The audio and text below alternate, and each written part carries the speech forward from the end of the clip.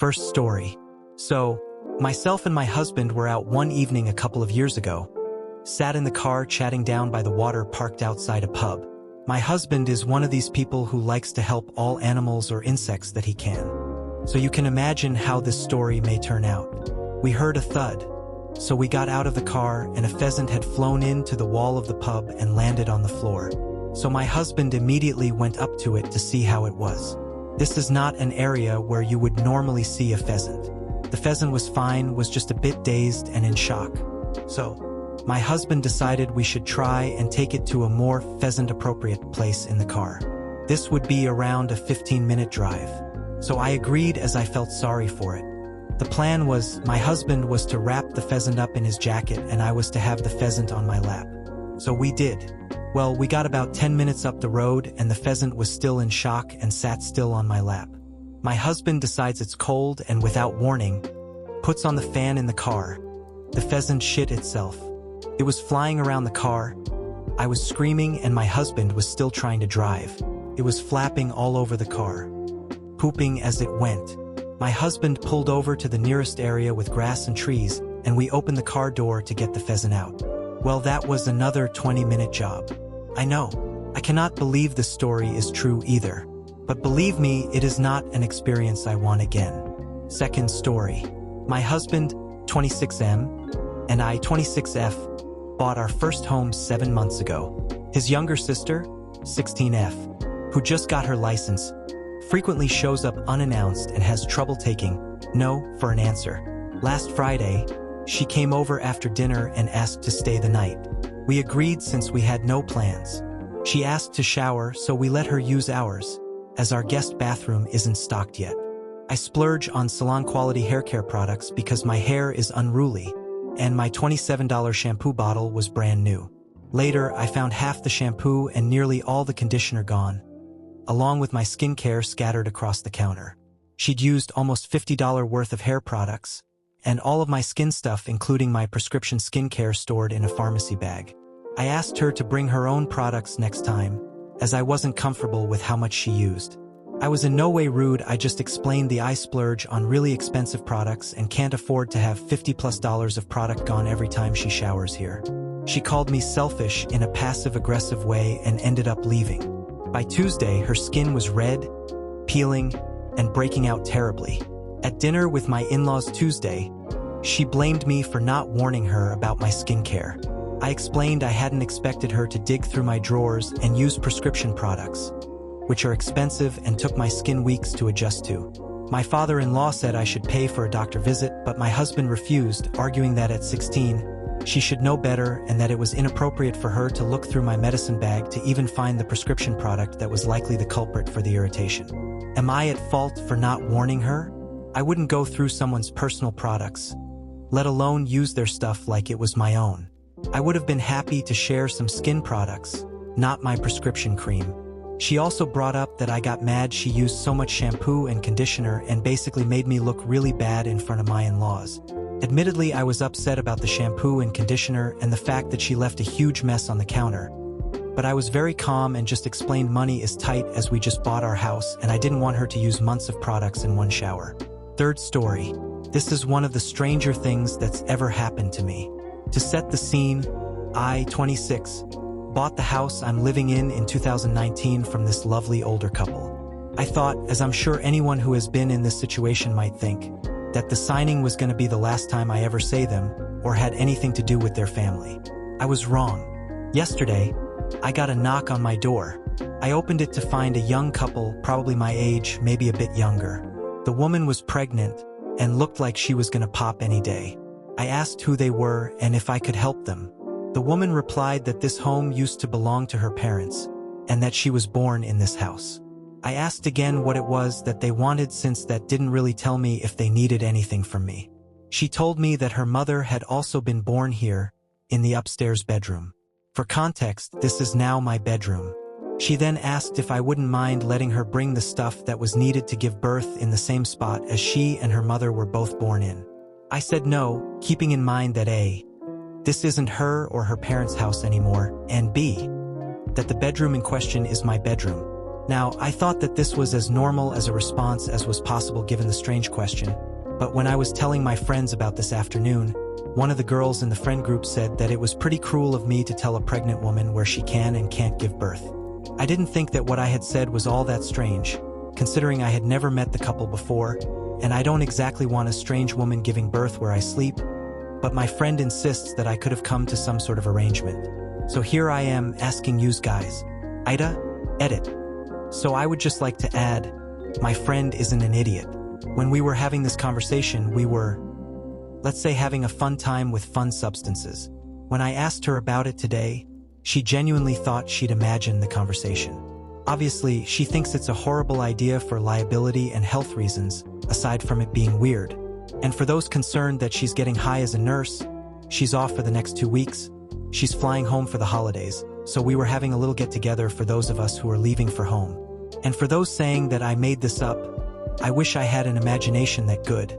I'd start writing if I did. I couldn't have predicted or come up with something like this in 100 years. Edit 2. I got an email back from the previous owners. I managed to get their contact info from the realtor who sold the house. It turns out, yes, they have a daughter. Yes, apparently she is actually pregnant, and they have cut her off for being a bit on the crazy side. So yeah, I asked for anything that might be helpful for getting any kind of protection order for my house. But the cops have said that unless she actually tries anything, there isn't anything they can do. So, I guess on Monday, I get to talk to someone in my county's court system to deal with this. Fourth story. I, 20F, have been dating my BF, Ryan, 21M, for about a year. For his birthday this year, I wanted to do something special. So I told him I'd take him out to a nice dinner. Just the two of us, and I'd cover the bill. He was super excited and agreed. So I made a reservation at a nice restaurant, put on a nice dress, and was so excited to see his reaction. When I got there, I was surprised to see that Ryan had invited his best friend, who also arrived with his GF. He hadn't mentioned anything about them coming. I was caught off guard, but thought, why not having a nice couple dinner? The whole time his best friend and his GF ordered a ton of appetizers and multiple drinks each. I started panicking a little because I realized this bill was going to be way more than I'd planned for. Toward the end, Ryan leaned over and said, "Don't forget, you said you'd cover it." I told him I agreed to pay for his dinner cause of his birthday and not for another couple I didn't even knew was coming. He said it's rude to invite people to dinner and not pay for them. At this point, I already thought WTF wrong with you and told him it's ruder to invite people to a dinner that someone else is paying for without telling them first. I already had the feeling to explode out of anger, so I just went quiet and waited for the waiter to finally pay. When the check came, I paid for my meal and his and told his buddy that he should cover the bill for himself and his GF. Both looked at me as if I had insulted them in some way, saying I embarrassed them in front of the server. In addition to that, Ryan even called me cheap and said I ruined his birthday. All this happened last Saturday, and since then he's been giving me the cold shoulder and just answered my messages with insulting me for him in front of his friend. Now I'm thinking about breaking up because he is not talking to me since 1 week already, even though I wanted to apologize. Fifth story. I, 45F, am child-free by choice but have always been close to my brother, 47M, and his daughter, Emily, 18F. Over the years, I've saved up a decent amount of money, and I offered to help pay for Emily's college when the time came. She's a smart kid, and I wanted to give her opportunities one never had growing up. Everything was fine until last month. I was invited to Emily's high school graduation party, which was a big deal in our family. During the party, Emily gave a speech thanking everyone for their support. She thanked her parents, her grandparents, even her friends. Then she paused, looked at me and said, "And a big thanks to Aunt Me for not having kids so she could spoil me like I'm hers. Must be nice having all that extra money and no responsibilities." The entire room laughed, and I froze.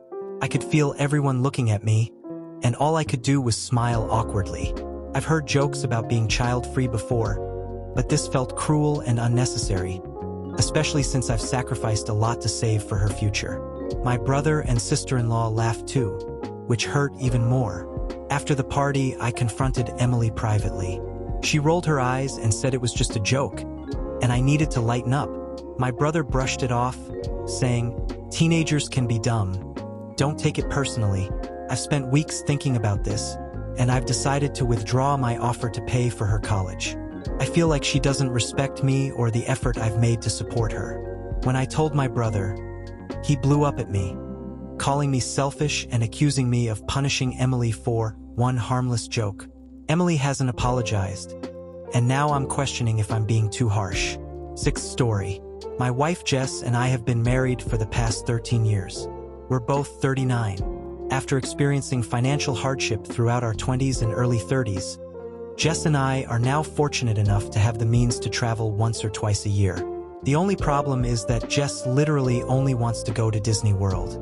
We have been to Disney 9 times now, and every vacation we have ever taken together was to go there, including our honeymoon.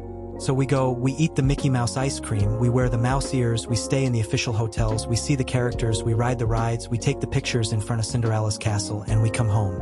Every trip. I'm honestly beyond sick of Disney, and I never really liked going in the first place. Jess knows this, but she has no concept of travel beyond Disney. We're currently planning a trip for April, and Jess, as usual, said that we can just go to Disney. I explained that it sounds fun, but hey, why don't we go somewhere like Hawaii this time? Jess was confused. She asked why we would go to Hawaii. I responded that we could enjoy the spas and go to the beach. Jess mumbled a half-hearted answer and walked away. A few days later, she approached me, saying that she made hotel reservations for Hawaii. At first, I was excited because although she did so without consulting me, it seemed like she was really listening. But then when she showed me the hotel she booked, I found she had made reservations for Aulani, the Disney resort in Hawaii. Frustrated, I told her that I'm honestly tired of Disney and that I just want to have a different experience this time. She told me that she was compromising with me and that I should be appreciative for the time she spent. I asked her if she was willing to consider anything other than Disney for our trip, and she said no. At this point, I said that I wasn't going. Now she's furious. She canceled the reservation she made, and now she's looking for a friend to go to Disney World with again without me. Next story. So, I, 30F, have been engaged to my fiancé Mark, 32M, for about a year, and we've been together for 3 years. I've always known Mark to be a bit unconventional. He's very creative and sometimes takes things a little too far in the name of surprise or excitement. Most of the time, I love his adventurous spirit, but this time, not so much. A couple of weeks ago, we had a small get-together with some close friends to celebrate our upcoming wedding. Mark had mentioned that he had a surprise for me, which I figured would be something sweet, like a heartfelt gift or maybe a romantic gesture. Well, as the night went on, after a few drinks, Mark finally revealed his gift. He pulled out what looked like a box from a special jewelry store. My heart raced with excitement as I assumed it was a lovely bracelet or a special memento for our wedding day. But when he opened the box, I was absolutely stunned. Inside was a key to a house he supposedly bought for us. I was taken aback because I had no idea he was even looking for real estate. My first reaction was one of shock and confusion, as I thought it was a huge decision that we should have discussed together. As I processed the moment, I realized the house wasn't just any house. It was a fixer-upper on the outskirts of town. Now, I get that it can be a great investment, but this particular house needed a ton of work. I'm talking major renovations and repairs, and I honestly had no desire to live there. Mark had not consulted me at all before making this purchase, and I felt blindsided. Normally, I would be overjoyed about investing in our future together, but the fact that he had made such a significant commitment without me crushed me. I quietly took the key and told him we needed to talk about this. As we stepped outside, I expressed how hurt I felt that he had made such a big decision without discussing it with me first, and that it felt like a violation of trust. Mark got defensive and insisted that this was a wonderful surprise, a way for us to start our lives together. He said I was missing the bigger picture and that I should be excited about our future. Honestly, I just felt overwhelmed and confused. I told him I didn't think we were ready for this and that we should focus on our wedding first. After a heated argument, I made the gut-wrenching decision to call off the wedding. Mark was devastated, and our friends were shocked. I had just ruined what was supposed to be a happy night, and I felt horrible. Since then, Mark has been trying to reach out, saying he wishes we could talk it over, but I can't shake the feeling that he disrespected my feelings and my input in our relationship. Next story. Usually my husband, 30, and I, 27F, host Christmas Eve at our house. It's nothing big, just my divorced parents and my 3 teenage siblings. This year, we have a newborn and sat Thanksgiving out, but I felt comfortable doing Christmas. Until my mom called the cops on my husband a few weeks back. One of my sisters, 19, called me, crying, asking me to go pick up our younger sister, 17, because she had just got in a fight with my mom and my mom slapped her. Our newborn baby was sleeping and we wanted to get the 17 years old ASAP, so I stayed behind while my husband went to get both my sisters. My mom and my 17 years old sister were at the laundromat. Altercation happened at home. When my husband walked up to their car and told my sister, "Let's go," my mom freaks out, causing a scene, starts yanking on the car door, telling him to let my sister out or she's calling the cops. At this point, my husband had locked the door and kept telling my mom he's not letting her out. She needs space and he's bringing her back to our place. My mom walks away and I tell him to drive off. She can send the cops to my house if she wants. I was on the phone with him. She calls the cops and it backfires. The cops side with us and agree 17 years old should have been removed from the situation and should stay with me for a few days. This enraged my mom. For some odd reason, she hates that my sisters and I are close. She has been telling them for years to keep secrets from me, to not tell me what happens in her house. They still do. She has called family meetings with my siblings just to say they need to stop running to me to vent. She says whatever happens in her house is none of my business. She treats me like I am some random outsider and not her literal daughter, and I'm tired of it. She tends to sweep everything under the rug. She will never talk about an issue and will just continue life like she didn't hurt anyone's feelings. She also has a tendency to pull the, "Well, sorry, I'm such a bad mom" card, or she deflects and gaslights a lot. After she called the cops on my husband, with the intention to get him in some sort of trouble, I am not letting her just sweep this under the rug and show up for Christmas like we are one big happy family. If she cannot come to us like an adult and apologize plus have a mature conversation, she is not welcomed in my home. So, Christmas Eve is canceled. I'm also not going to raise my daughter around people that make her parents feel like shit. I'm not allowing her to see the people that are supposed to love you can treat you however they want just because they are family. Now, backstory on my mother. I have never considered us to be close. She put me through a lot as a child, and my teen years living with her sucked. She has serious narcissistic behaviors and seriously needs therapy, but I don't even trust her to be honest with a therapist. She's the type to make everyone else the bad guy and make herself look good. There's years and years of incidents with her, but this year I've really had it. However, I put up with her because of my siblings.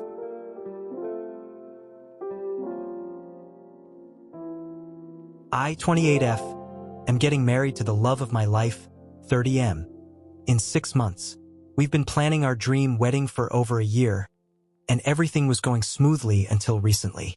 My older sister, Sarah, 32F, has always been particular. She's very into aesthetics and her personal image. She's also used to getting her way. When we were kids, she was always the golden child, and my parents rarely told her no. We're not super close, but we're on decent terms. I asked her to be a bridesmaid, and she accepted. I was happy to have her be a part of my special day. We decided on a color scheme of dusty rose and sage green for our wedding.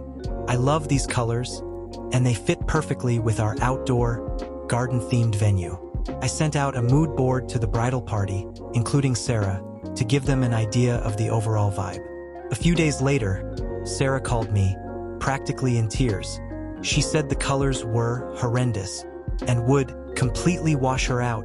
She has olive skin and dark hair, and apparently, these colors are her worst nightmare. She demanded I change the entire wedding color scheme to something that would complement her better, like jewel tones. I was shocked. I tried to explain that we had already put down deposits based on these colors, and it was way too late to change everything. I also reminded her that the wedding is about me and my fiancé, not her. She went ballistic, accused me of being selfish and inconsiderate, and said I was ruining her experience. She even threatened not to come if I didn't change the colors. After a few days of her relentless pressure and guilt tripping, I finally snapped. I told her that if she was that unhappy with the colors, then maybe it was best if she didn't come at all. I uninvited her from the wedding and the bridal party. Now, my parents are furious. They're saying I'm overreacting and being a bridezilla. They're accusing me of ruining the family over something as trivial as wedding colors. Some of my extended family are also taking her side, saying I should be more accommodating. My fiancé supports my decision, but I'm starting to feel incredibly guilty. I'm also heartbroken that this is causing such a huge rift in my family. Maybe I should have tried harder to make my sister happy, even if it meant changing my vision. So, Reddit, AITA for uninviting my sister from my wedding because she demanded I change my wedding colors to suit her complexion? Edit. Holy crap, didn't expect this kind of response. Thanks to everyone who shared their thoughts and similar experiences. It's been a huge help. Still feeling good about my decision, but family drama is never fun. I also want to clarify, she's not wearing the dusty rose and sage green. The bridesmaids are all wearing different shades of jewel tones to complement the decor. She wanted me to change the decor. My 17F parents got divorced 6 years ago because my dad was cheating.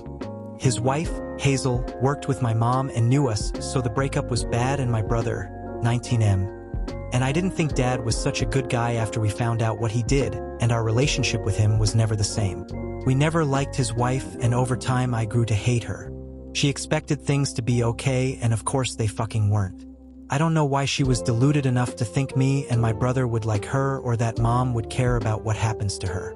Things got way nastier at the same time the divorce was finalized and Dad married Hazel. She was pregnant and had a miscarriage a few days before the wedding. She called Mom to ask her to take us to the hospital to see her, and Mom said no. Hazel cried down the phone to Mom about the miscarriage and how she needed her family around her and to show compassion. My mom told her she had no compassion for the woman who broke up her marriage. Hazel called my mom while I was at her and my dad's house. My brother was old enough to stop going by this point, and she told Mom she set a bad example and to think about the sibling me and my brother lost.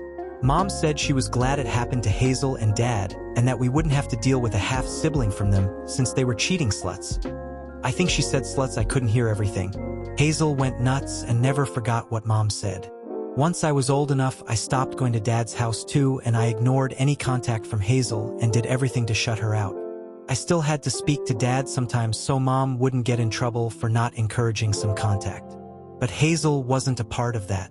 Sometimes she did show up when Dad did, and she'd be very hostile to Mom back and expected us to side with her. My mom was diagnosed with cancer in January, and she died 3 weeks ago. My brother and I were with her, and Dad came when he heard Mom was gone and took us to his house. We didn't want to go, but he insisted he needed to be there for us. Hazel was there waiting and tried to hug us and stuff, but we shut her down. My brother and I were both crying, and I was asking him how we were meant to do all this. Dad said he was there for that and we needed to lean on him. Then Hazel said the bad influence was finally out of our lives and we could work on our relationships with each other. My brother cursed at her and told her to shut up. Hazel said stuff like that was Mom's fault, and it was sad how we didn't see Mom as the disgusting POS she was. She said I heard what Mom told her on the phone that day and still chose Mom.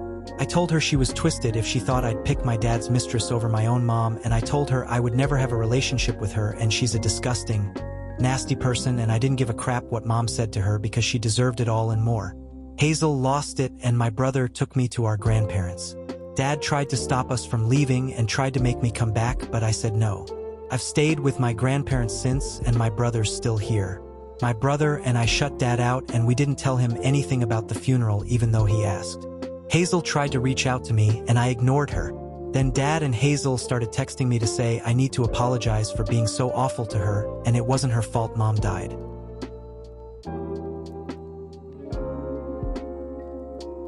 Next story.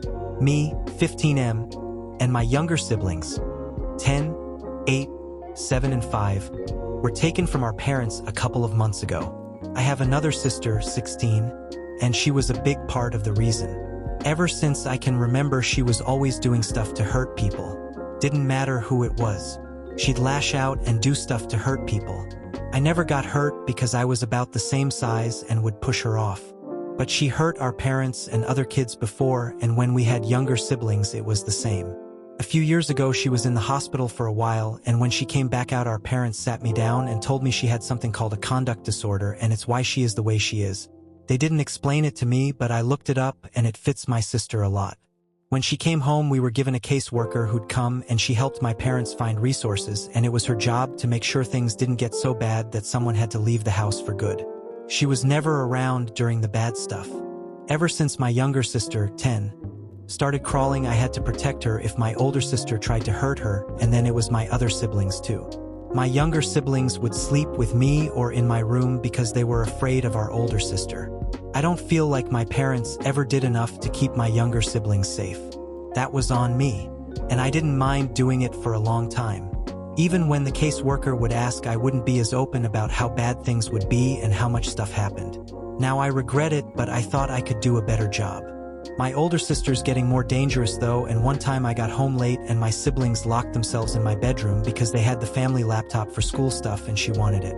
My mom was trying to calm her down, but it wasn't happening and she was really losing it. When I got her away from my room, I got inside and locked the door again, and I was able to comfort my siblings enough that they fell asleep. I think they were just so afraid it made them tired. Then I called the caseworker and told her it was getting worse and how bad things really were, and I admitted we were locked in the room. She came to the house and there was someone else with her. They talked to each of us, and after a couple of days we were told to pack some stuff and we'd be going to stay with family.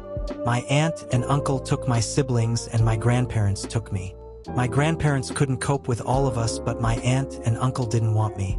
Since we were removed, not only are my parents mad at me, and I'm mad at them too, but my aunt and uncle blame me because my siblings miss me, and my aunt and uncle feel like I put this big burden on everyone because I got us taken from our parents.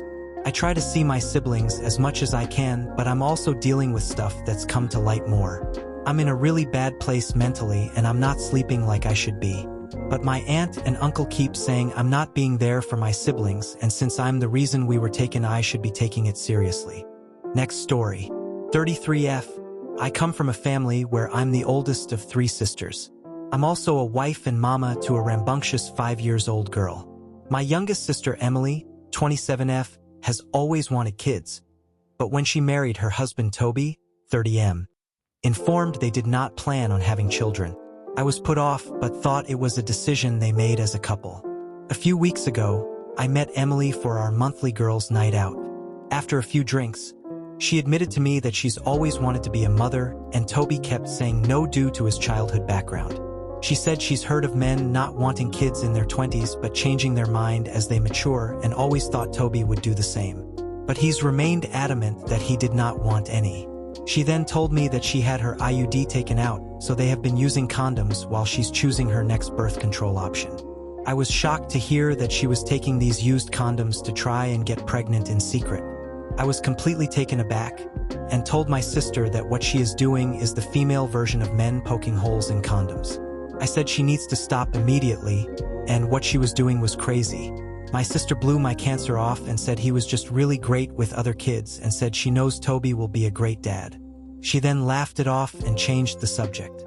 The next day, I confided in my husband. He was disgusted and said that what she is doing is unacceptable and said I can't let her continue doing this.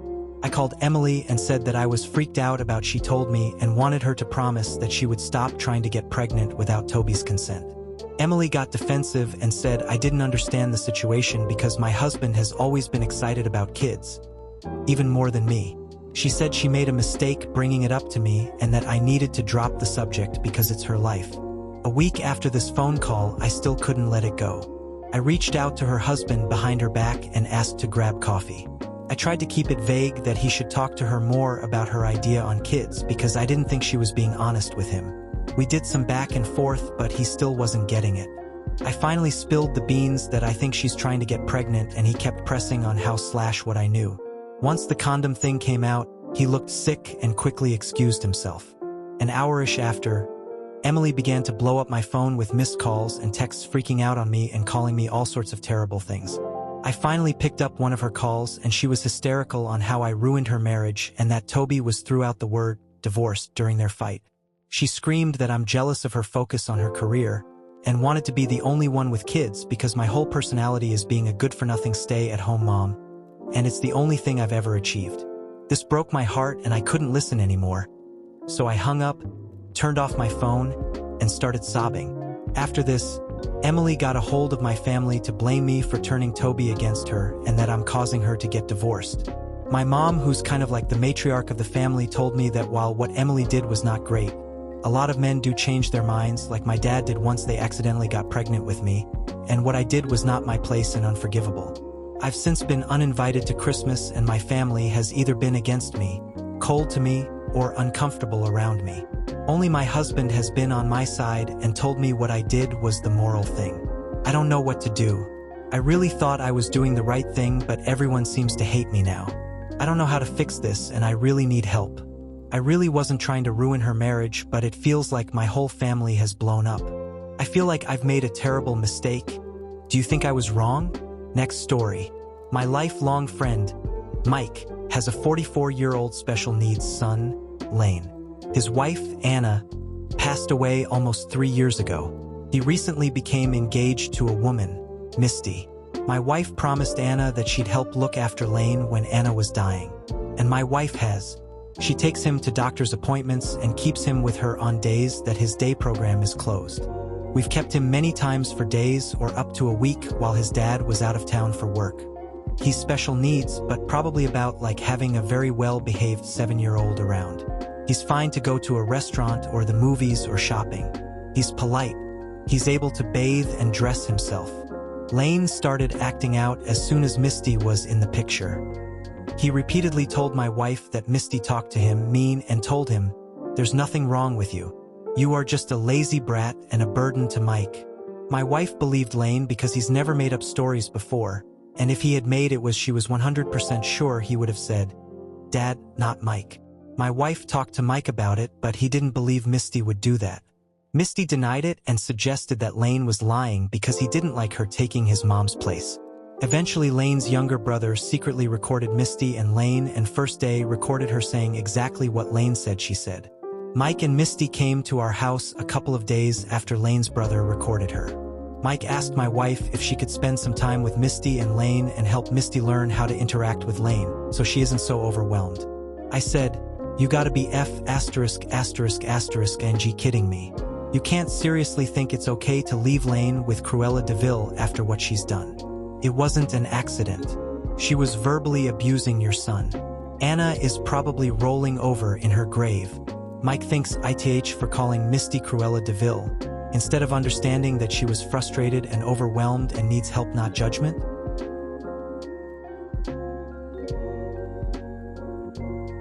Next story.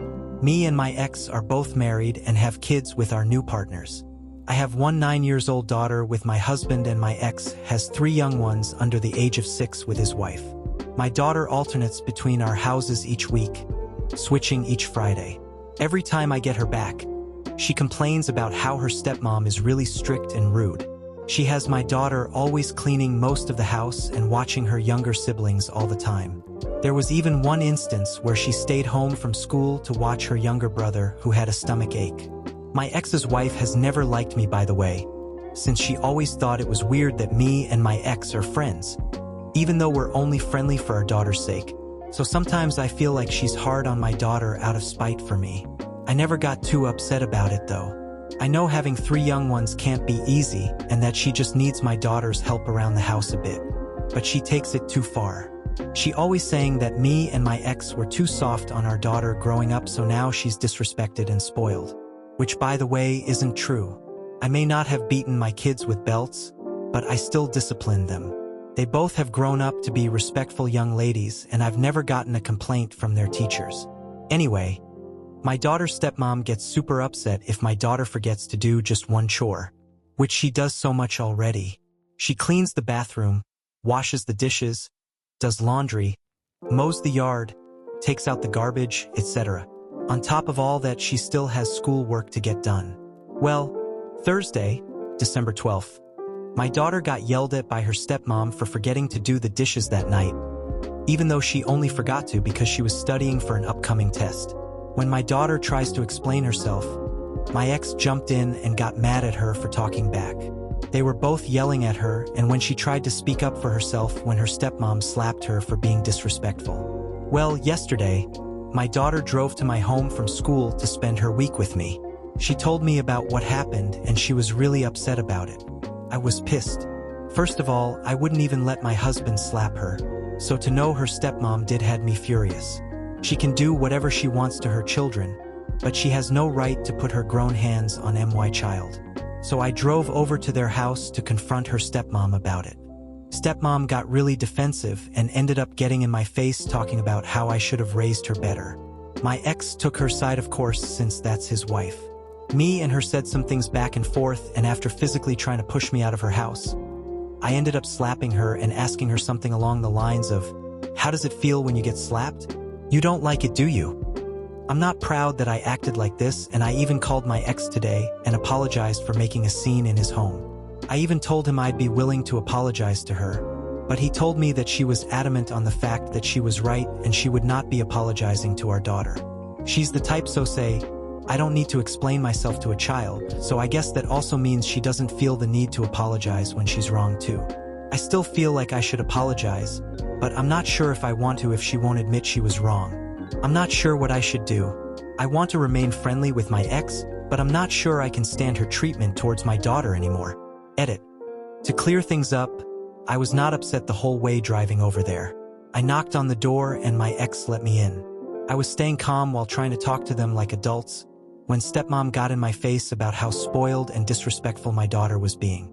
I'm more of a gentle parent, so I don't believe in hitting your child the second they get you mad. She got mad at me and started trying to push me out the door. I got upset at her words and actions and swung. My daughter also isn't spoiled. I make her do chores too, and yes, because she's older she has more chores than her younger sister, but I am understanding when she forgets, while her stepmom takes it as disrespect. I will take the blame for letting things get this far. I've talked to my ex before about her stepmom needing to be more lenient, and he always remained neutral. Me and my ex have been texting back and forth right now, and honestly stepmom is more mad at my daughter than me, since she thinks my daughter ran to me crying.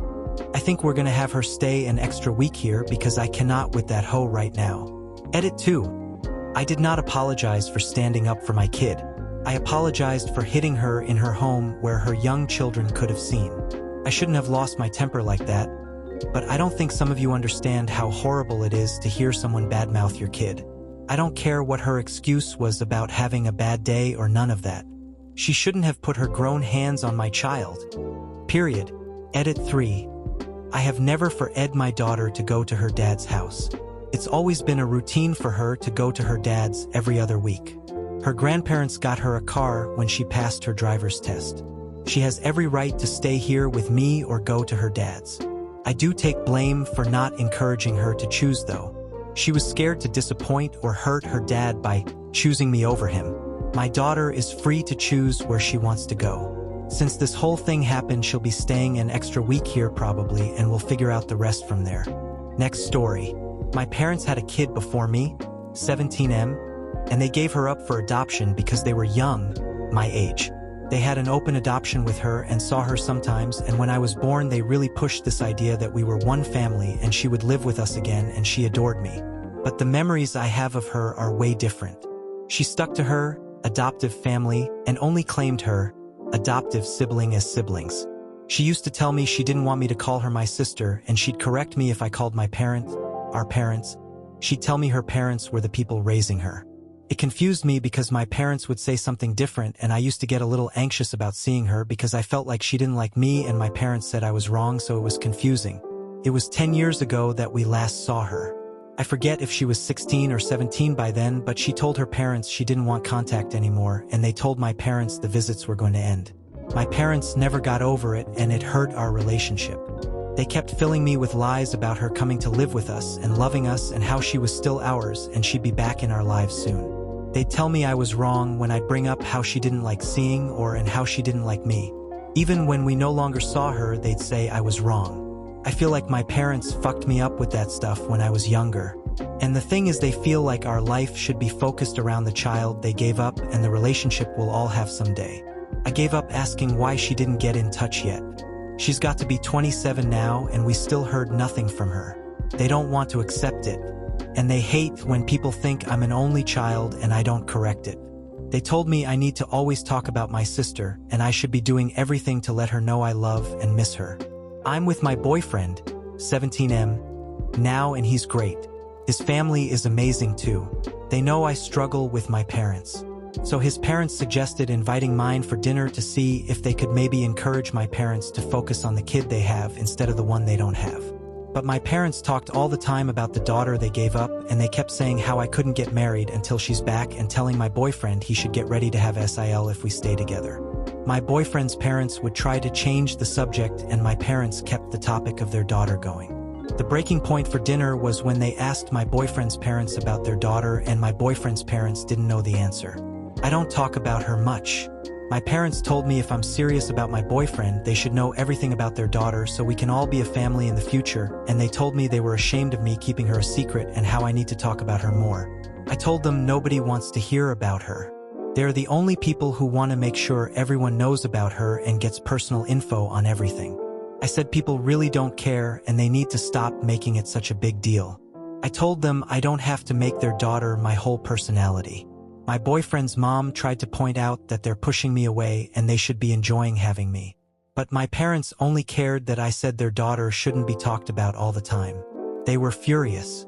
We argued and I ended up staying at my boyfriend's house for a couple of nights, but then my parents made me go home and they said I had no business taking to them like that in front of others.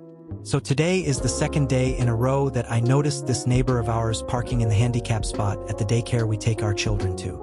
Her husband went in to drop off their daughter and I saw the mother sitting in their Range Rover in the handicap spot doing her makeup. I stood in front of their vehicle until she acknowledged me and then pointed at the sign which clearly indicated that it is a handicap spot. She opened up the door and said, "I'm 7 months pregnant," in a very confident and authoritative thick English accent, and then closed the door and proceeded to continue putting on her makeup. Keep in mind that she wasn't driving today, she was yesterday. It was her husband that was driving her. I then knocked on her door. She opened the window and I told her that being pregnant doesn't qualify as being handicapped. And she inexplicably said, "Thanks," a few times. For those of you that might be wondering why I care, I know plenty of people that are handicapped and my aunt is handicapped and it is not an easy life whatsoever. So imagine if you're someone that struggled to get in and out of your vehicle, or even needs to get your own wheelchair out of your own vehicle. Now imagine needing to go somewhere and all of the handicap spots are taken by entitled clowns that have no right being in these spots. I see this all the time in my city, but it hits a bit different when it's a neighbor of ours and they're doing it so often. So AITA here? Please downvote this post if you think I am. I really couldn't care less about the fake internet points. I'll take the downvotes as the consensus that I'm the true asshole in the wrong here, not entitled people like her. Edit. This has turned out to be a very contentiously polarizing topic. That said, for those of you that have brought your soapbox in and are virtue signaling at me and at others saying that it's fine for her to do this without having a handicap placard, and that I'm the asshole here, why don't you read the comments from all the people that are legitimately disabled? See what they think on the matter, because I guarantee you they have better insights and know a little bit more about this topic than you do. Update. I just saw them this morning, and they parked closer to the end of the parking lot far away from the disabled spot.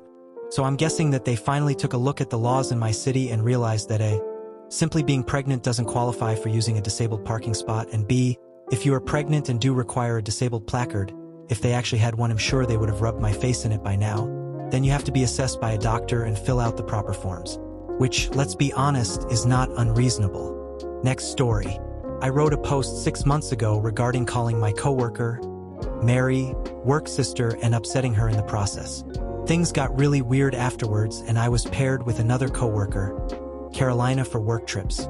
Someone anonymously tipped Carolina's boyfriend that Carolina was engaged in messaging explicit pictures to her coworker, and he in turn reported her to our HR as revenge before breaking off with her. No one explicitly said it, but I could see that everyone suspected me to be the other person. After that, Mary and I were again asked to travel together despite of my reservations, mostly because others did not want to travel with me. I am sorry I did not write an update because nothing noteworthy happened until last Friday, and my wife, Brooke, and I have been arguing ever since about what to do next. I have been applying for similar positions in the last few months, but it is hard to find a similar job in this market. Brooke has expressed her reservations on me traveling with Mary, but also understands that I would stop traveling with her if I could. We have bills and mortgage, and I cannot just leave my job. Just like most commenters on previous posts, she believes that Mary framed Carolina. I have been extremely professional with Mary during our travels. Things are not as before where I would consider her my close friend. I am always guarded around her and try to spend most of my time in my room after work. Carolina stuck around for around a month after I wrote the post, when the HR was investigating the incident. I tried to support her initially and also told my manager that she has been very professional. However, rumors started spreading around that I am going above and beyond to save her job, and she spent a lot of time in my office talking to me alone. We mutually decided that the optics were not good and started distancing ourselves. She resigned a month after the incident because she told me she cannot take it anymore. From what I know, she is still looking for a job. Mary, on the other hand, seems to be happy on our work trips. Although I act extremely professional around her, a part of me knows that she might be the person who framed Carolina. I have no proof, just intuition. I also feel Mary is the one spreading rumor about Carolina and me in office. She always plans for dinners after work and sometimes asks me to get a drink at the hotel bar as before. I generally avoid drinking on these trips now. There were a few times where she insisted that I get a beer, but I told her that I am already on thin ice at work and promised Brooke I will not drink on these trips. This has not stopped her from getting hammered and me having to drop her to her room at the end of the day few times. Brooke has been very supportive through the whole time and has never once suspected me or blamed me for anything. She has asked me to not drink on these trips and also to make sure I call her every night when I reach my room and when I go to sleep. I also voluntarily installed location tracking app on my phone, so that she has a peace of mind to know where I am during these trips. On to the incident from last Friday. We had a Christmas party last Friday at our office. Brooke joined me and the party was great. Mary asked me for a dance, but I declined, and Mary did not look thrilled about it. Brooke was lovely, and we danced together for most of the night. There was one point where I was talking to my manager and few other colleagues, and Brooke was talking to my manager's wife. Mary interrupted them and started bragging about how she has to take care of me during work trips since I am so clumsy. Brooke also joined in on how I am clumsy and forgetful I am at home. Mary then told Brooke that I make her feel safe on the trips and told her about the incident where she got drunk and how I took care of her by dropping her to her room and sitting by her bedside until she fell asleep. Mary insisted that I am a gentleman and nothing happened, but how I also show care for her. Brooke knew about the incidents when I dropped her to her room. However, at no time did I enter Mary's room. Brooke did not say anything at that time, but when we got home, this turned into a huge argument. I told Brooke that I did not enter her room and just led her to her room and immediately called her and told her about the incident. I even showed her the text conversation where I messaged Brooke after leaving the restaurant and when I got to the room along with timestamps. After Brooke calmed down, she told me that she believes me, but it's crazy how fluently Mary lied to her, in front of my manager's wife. She told me that Mary is just trying to plant a seed of doubt in her head, and she cannot pretend anymore that she is okay with Mary. She told me that Mary ruined Carolina's career and if she does not get her way, she might do the same to me. Brooke has asked me if I can draw a red line on traveling with Mary, and if my manager does not accept, I should just resign. I feel Brooke is right, and nothing is more important to me than her. However, it feels so shitty to be in this situation where all my hard work to reach this point in my career will be ruined. I do not know what to do next. I am really hoping to get advice and ideas on what I can do here. I just feel so trapped and not sure what I can do at this point.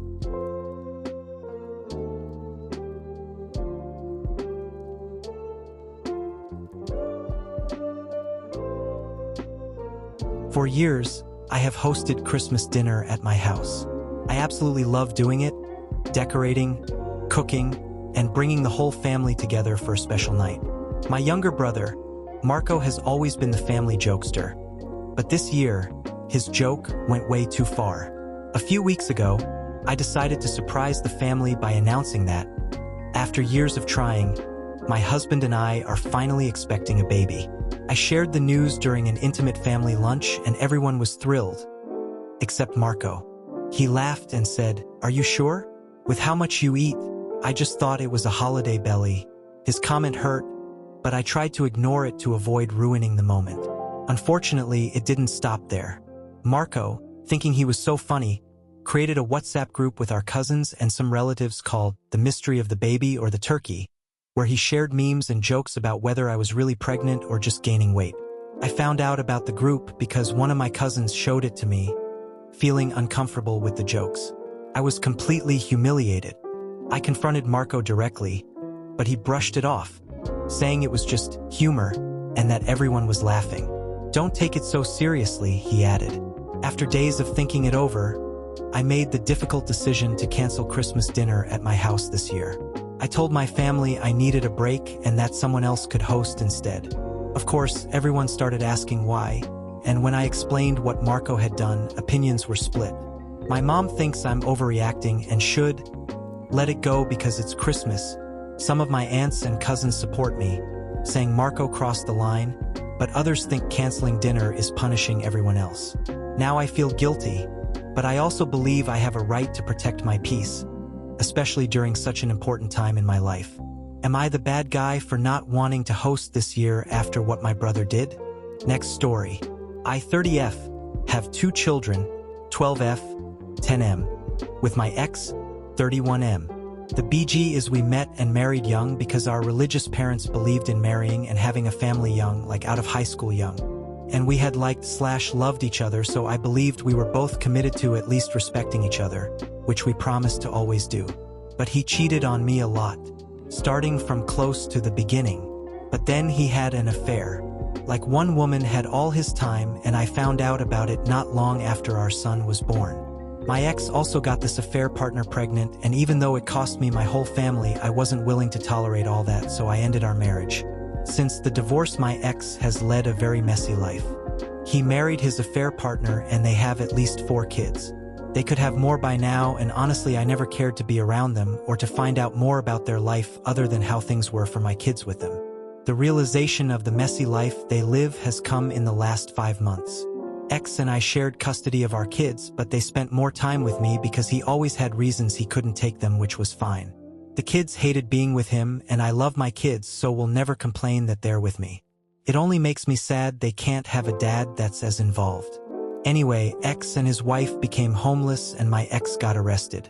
Ex's parents supposedly took the kids in on a temporary basis while they figured their shit out, but both ended up living with his parents and then moved out to set up an apartment, and then I guess they both got arrested. So my former ILs have the other children. And I still don't know how many, but at least 4 of them. They reached out to me a few weeks ago and asked if I would host them for Thanksgiving and Christmas so the kids could all be together, and I said no. They didn't push, and I stupidly thought they were gonna let it go, but they expected me to change my mind for Thanksgiving. When I didn't, they became relentless about how selfish I am and how the siblings should all spend the holidays together. I did talk to my kids, and they don't want to see their half-siblings and don't want a really messy Christmas.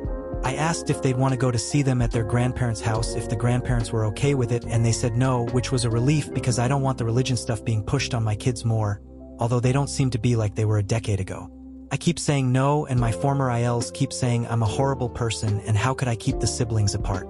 They asked me if I wanted them to grow up with 0 relationship. I never answer, but they keep asking that question or asking why I won't promote the relationship. I have blocked their number a few times. Not sure if they change their number or just borrow others' phones, but they still keep asking. Next story. So I have 3 siblings. My older brother John, my younger brother David, and my younger sister Jessica. This whole thing started around 15 years ago when David got a girlfriend with whom he was inseparable. Maria would always be around, which annoyed John and me because we were older than them, but we eventually came to accept it. My mom loved Maria, and I used to joke that she was her favorite child. Eventually, we also got to know her, and she became part of the family. The problem started a year later when Maria broke it off with my brother, and from what I know, it was her choice. If there were any drama or infidelity involved, I wouldn't know about it. My younger brother was heartbroken, and that night was the first time me and John took him to party with us and let him have his first experience with alcohol, He was 16 at the time. My mom and David had a couple of big fights because she was still always around after their breakup, which at the time was really funny to me. But as I got older and saw my brother be excluded from everything, I just felt like we were losing him. I have tried talking to my mom about it, but she always tells me that we are all her kids, that she invited everyone, and that it's David who refuses to come. We had a couple of fights about this, but my mom won't give in and says she is not excluding anyone. I even suggested we invite them in turns, like she comes for Christmas and he comes for New Year, but she keeps saying no. She says that she is not depriving her daughter and grandchild of spending New Year with their family because my brother is such a baby. So, I sat Maria down and tried to be honest with her. I told her that I really liked her, and maybe we could have been friends and family if the situation had been different, but I had to choose, and my relationship with my brother was more important to me. She got pretty angry, which I could understand, and told me that she only had us and that if I expected her to tell her kids that they could not see their grandparents anymore, she would. I told her that I asked her to have no contact with them, but that I was just defining my relationship with her. I am sorry her kids don't have a lot of family, but she can't just expect me to be their uncle. She didn't accept this and started to badmouth me to anyone who would listen, how I was sexist and a bad person. Some extended family believed her, but my siblings pretty quickly took my side, and she has kind of become isolated since. We didn't even go to her birthday party this year, but we got an earful from our parents. Like, I am sorry she felt hurt and cried, but she needs to understand we don't consider her family and move on. So it kind of came ahead of the last family dinner last week where we, like usual, were ignoring her and went to the living room when she and our mom were talking in the kitchen. My mom eventually came out and started to scream at us again about us being bad siblings, and I kind of lost it. I told her that it's funny how she cares so much about her while David has not been to one of these dinners in years. My sister tried to stop me, and maybe I went too far, but I told her that she needed to get it through her head that nobody wanted that woman here. So Maria heard me and started crying as she got her stuff and left. And to be honest, I didn't care anymore. All my life, she has been weaponizing her tears against me and forcing me to have a relationship with her. That night, I told my siblings I was not coming for Christmas and that I was having it at our house with David, and they could come if they wanted to. They both were hesitant but accepted. I told my parents the same thing via text and have not answered their calls for the last few days. My mom messaged me that I should be ashamed of myself and that she was not coming or ever speaking to me again. I told her that I was not excluding anyone and that she was invited, and it was up to her to accept or not, which I know was kind of petty of me. She had blocked me and didn't even let my dad come over to watch football last weekend. My fiancé thinks I'm taking this too far, but I feel like I can't sit by and do nothing anymore as David gets left behind by his family for some random woman. Edit: Mariah's child is not my brother's. I thought I said that by mentioning I was not the uncle, but people keep asking, so I added it. Next story. Sister is visiting at my place. I was getting delivery pasta for myself. I asked her if she wanted any, as opposed to cooking herself something. I have plenty of food at home, and she is free to use any ingredients in my fridge and cupboards. She said no thanks. I insisted that once I ordered food, it would be too late for her to have a last-minute craving. She insisted she did not want any pasta. I said okay and ordered for myself. For context, I am a big man and I eat a lot. I got 2 servings of pasta carbonara and 1 serving of garlic bread. But it is all for me. I did not buy extra, knowing she'd want some eventually, as my sister came to assert. I got 2 plates of pasta for me alone. Anyway, the food arrives. I start unpacking my pasta. She looks over my shoulder and comments it looks appetizing after all. I remind her that it's all for me, and this woman, I swear, she tells me that there's 2 plates, 2 people in the house, so naturally we should have 1 plate each, and she just grabs one for herself. And when I snatched the plate back, she dared to act all offended and shocked. I repeated again, both plates are for me because I need 2 plates to be full. She starts berating me, calling me selfish, asking how I can in good conscience keep 2 full plates for myself and leave nothing at all for her. I repeated that if she wanted food, she should have told me while I was ordering. I would have happily added her order on top of my 2 plates so I could have my full meal and she could have hers. I would have paid for her meal, no questions asked. Instead, She insisted up and down that she did not want any food from DoorDash, so I ordered my order and nothing for her. So these 2 plates are mine to eat. Period. She finally admitted that okay, it was wrong of her to reject my offer to buy whatever her order might have been, and she apologized and I was ready to be done with this, but she immediately followed it with, well, there's no helping it now, is there? We're not changing the past. So, since we both want food and there's 2 plates, we're getting 1 plate each. Yeah. Which annoyed me even more than if she didn't give me a performative. I was wrong? Soe big whoa, pretend apology before hitting me with, anyway. Let's compromise by me having my way uncontested, and you bending over and obeying me at your own detriment for no upsides whatsoever. I put my foot down and said no, it's final, both plates are mine. You can boil a pot of water and make yourself pasta if you're in a pasta mood. There's dry pasta in the cupboard. I took all the food into my bedroom and locked the door and ignored her trying to talk to me through the door until after I finished eating. She eventually made herself instant ramen instead. She hasn't stopped complaining and blaming me all day. Ada? Edit. Since it seems to be the one point people focus on, I do not eat exclusively pasta and garlic bread. Just because I ordered pasta and garlic bread this one time does not mean that it's the only meal I ever ingest. Several comments expressed worry about my health. Several other gave me unwanted advice like introducing meat and veggies to my diet, telling me about the consequences of too much carbs, etc. Please, do use your brain and figure out that because I have a cheat meal once does not mean that my daily diet is composed exclusively of pasta and bread. One commenter bet that I am extremely overweight. I am 6'4" and 196 pounds. I am very physically active. I absolutely love cooking and eating vegetables. My usual meal is much closer to meat, rice and vegetables than pasta and bread. The fact I ate pasta and bread once does not automatically mean that it is the only thing I ever eat. Please understand that. Edit 2.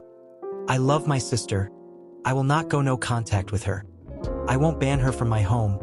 I won't stop loving her because she is annoying and entitled sometimes. She is my little sister, and for how annoying she can be, I love her and my door will always be open for her. I just vented some frustration. Please cool it down with the comments telling me to cut her out of my life. Please. And most importantly, stop with the casually misogynistic sentiments.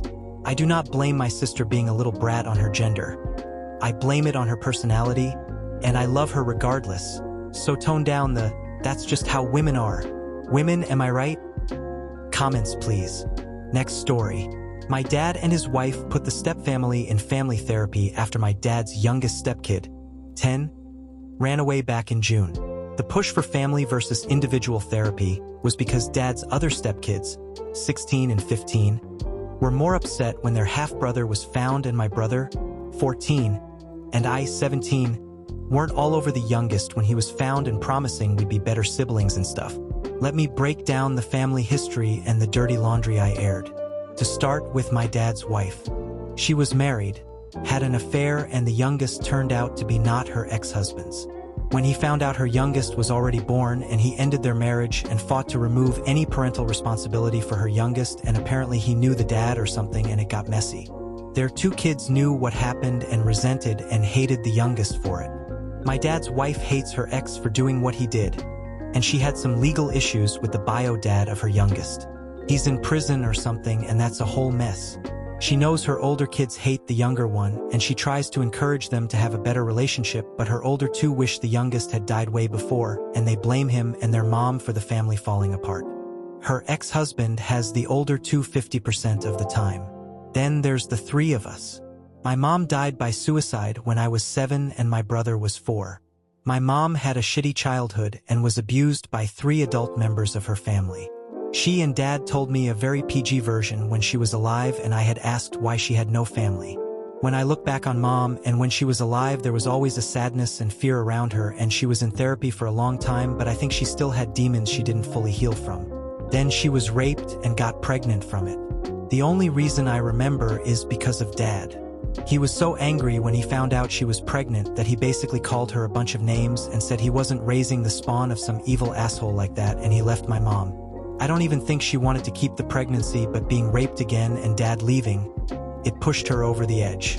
After Mom died and Dad realized I was aware of too much of what had happened, he told me I could never tell my brother and that I should find a way to forgive him for what he did.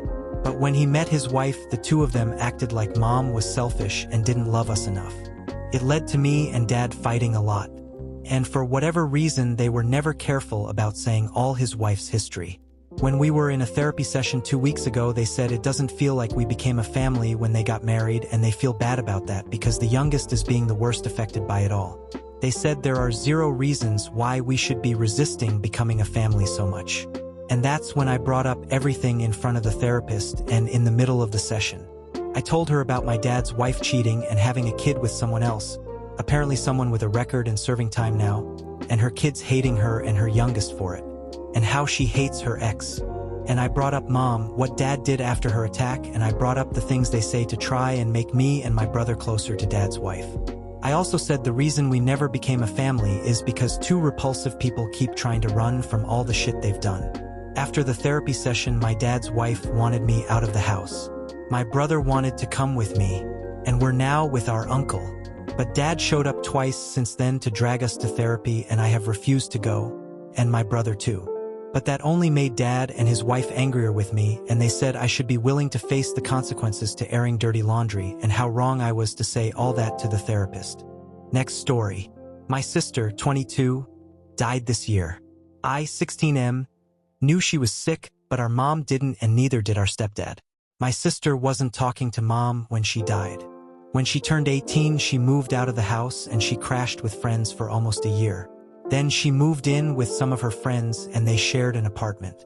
When she left, she took everything that was hers. All her stuffed animals, her scrapbooks. She scrapbooked since she was 5, her books, her makeup stuff, and any jewelry she had. Mom actually screamed at her as my sister was leaving because it was pretty clear she wasn't coming back with all the stuff she was taking. I don't think they ever spoke again. If they did, it wasn't often, and it didn't end good. The reason my mom and sister's relationship was so bad is Mom never forgave my sister for telling me all about our dad and how much he loved both of us. She said it a lot more when Mom met stepdad. My sister wanted me to remember I had a dad, and she didn't want me to think he was something I never had before, because even though I didn't remember I had a dad who loved me, Mom was hurt. My sister was also hurt because she said 2 years was super fast and felt wrong when Mom wanted us to call him Dad. The relationship was hurt more when my mom had our half-siblings, and my sister still said I was her only sibling, and she told Mom they would never matter to her. I think Mom thought my sister would start to love our stepdad and things would be fine. But she didn't, and I never saw my stepdad as my dad, and I always felt differently about my half-siblings. I admit it could be my sister's influence, but it's how I feel still, and Mom resents my sister for it. She never got the perfect family again like she wanted, and my sister was glad it didn't happen. She used to argue with Mom that it was disrespectful to our dad to try and slot someone else into his role in every way. So our life's a mess, and my sister's death was something Mom has struggled with. When she found out I knew my sister was sick, she was even more upset because I got to say goodbye but nobody else did. But what really bothered her was my sister had a will when she died, and she left everything to me, and left her lawyer in charge of it with instructions for me to be given it when I turn 18 and not before. So Mom gets nothing, and neither do our half-siblings. Mom tried to ask if my sister could do that at her age and when she had other siblings, but she can, and more than one lawyer told her that. When she had given up on the legal side working for her, she started telling me to split the stuff with my half-siblings. She said my half-siblings don't deserve to be without anything to remember my sister by. And she said it's on me now to be better than my sister was and to accept the family we have. She said I'll never have another sibling if I don't accept my half-siblings, and she told me there's nothing legally wrong with me sharing the stuff with my half-siblings when I get them. She keeps saying it's the right thing to do. When she brought me for a drive where she wouldn't stop talking about it, I kind of lost my temper, and I called her out for trying to go against my sister's will and told her she was disrespecting her memory. I told her I'm not sharing my sister's stuff with my half-siblings either. I told her she's only making me want to leave when I turn 18 like my sister did, and that's a little over a year away. I'm almost 17.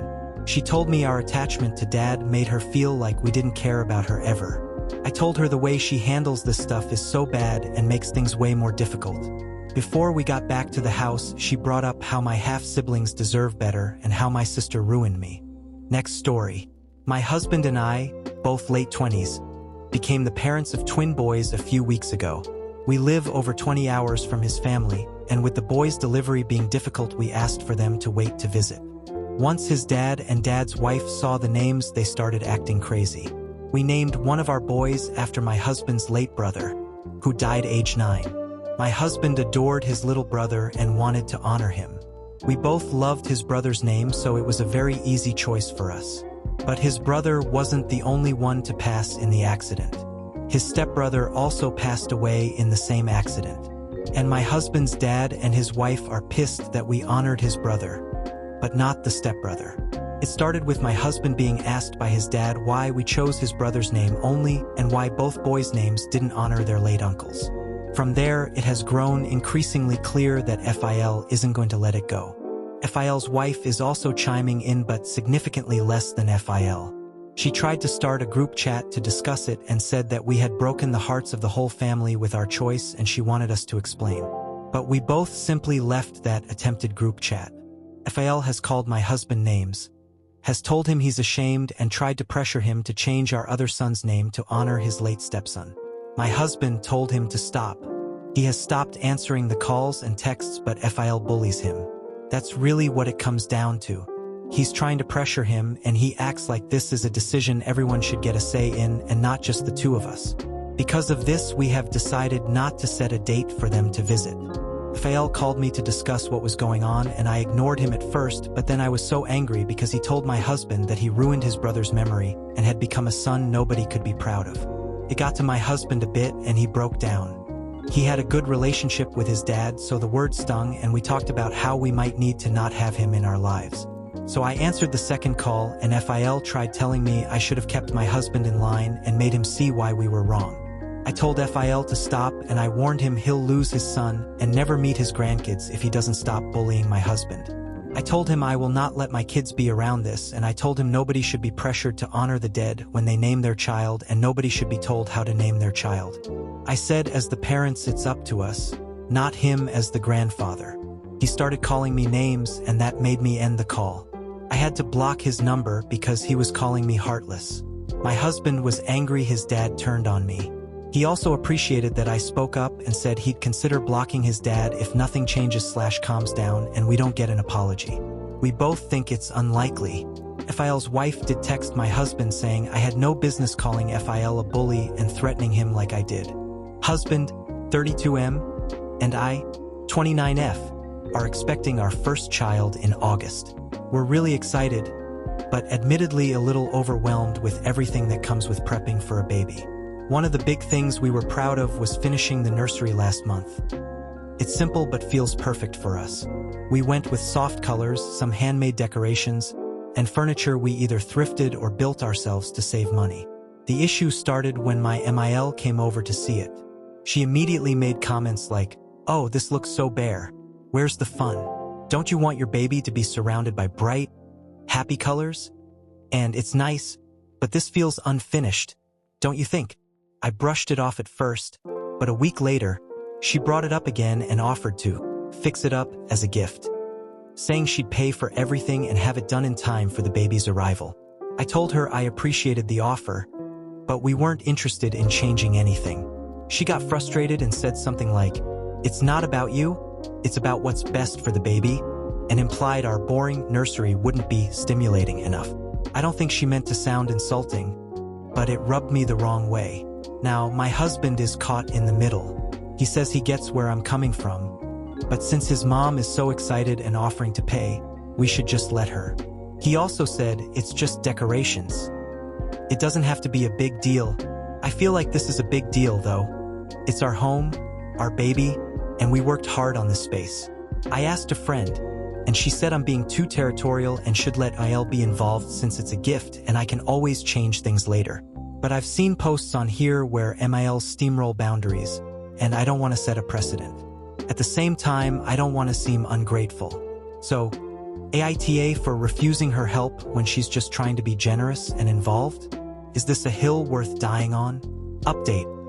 I wasn't expecting this to blow up, but I appreciate everyone's input. I wanted to give a quick update because things took a turn when my husband came home and filled me in. While I've been stewing over everything at home, my husband ended up coming to the same realization on his own during work today. He realized his mom's offer, while generous, was overstepping. He said it hit him that this is our nursery and we shouldn't have to justify our choices to anyone, even family. Without telling me first, he decided to call his mom to set the record straight. He explained that we're happy with the nursery the way it is, we worked hard on it, and that it wasn't fair of her to keep pushing us to change it. Apparently, that did not go over well. Mail completely blew up at him, saying I was controlling and turning him against her. And then she texted me directly to say she's cutting contact until I stop being so selfish and ungrateful. I'm honestly stunned. I never wanted this to escalate like this, and I certainly didn't ask my husband to confront her. He made the choice himself. I do fully support his choice though. I do feel a little guilty because I know how excited she was, but at the same time, her reaction feels extreme. My husband came home tonight, hugged me, and reassured me that I did nothing wrong. He told me he's proud of the nursery we created together and that he won't let anyone, including his mom, make me feel bad about it. I'm really grateful to have him in my corner. I guess this is where we are now. I didn't expect a nursery to cause this much drama, but here we are. I hope things calm down soon, but for now, I'm just focusing on my family.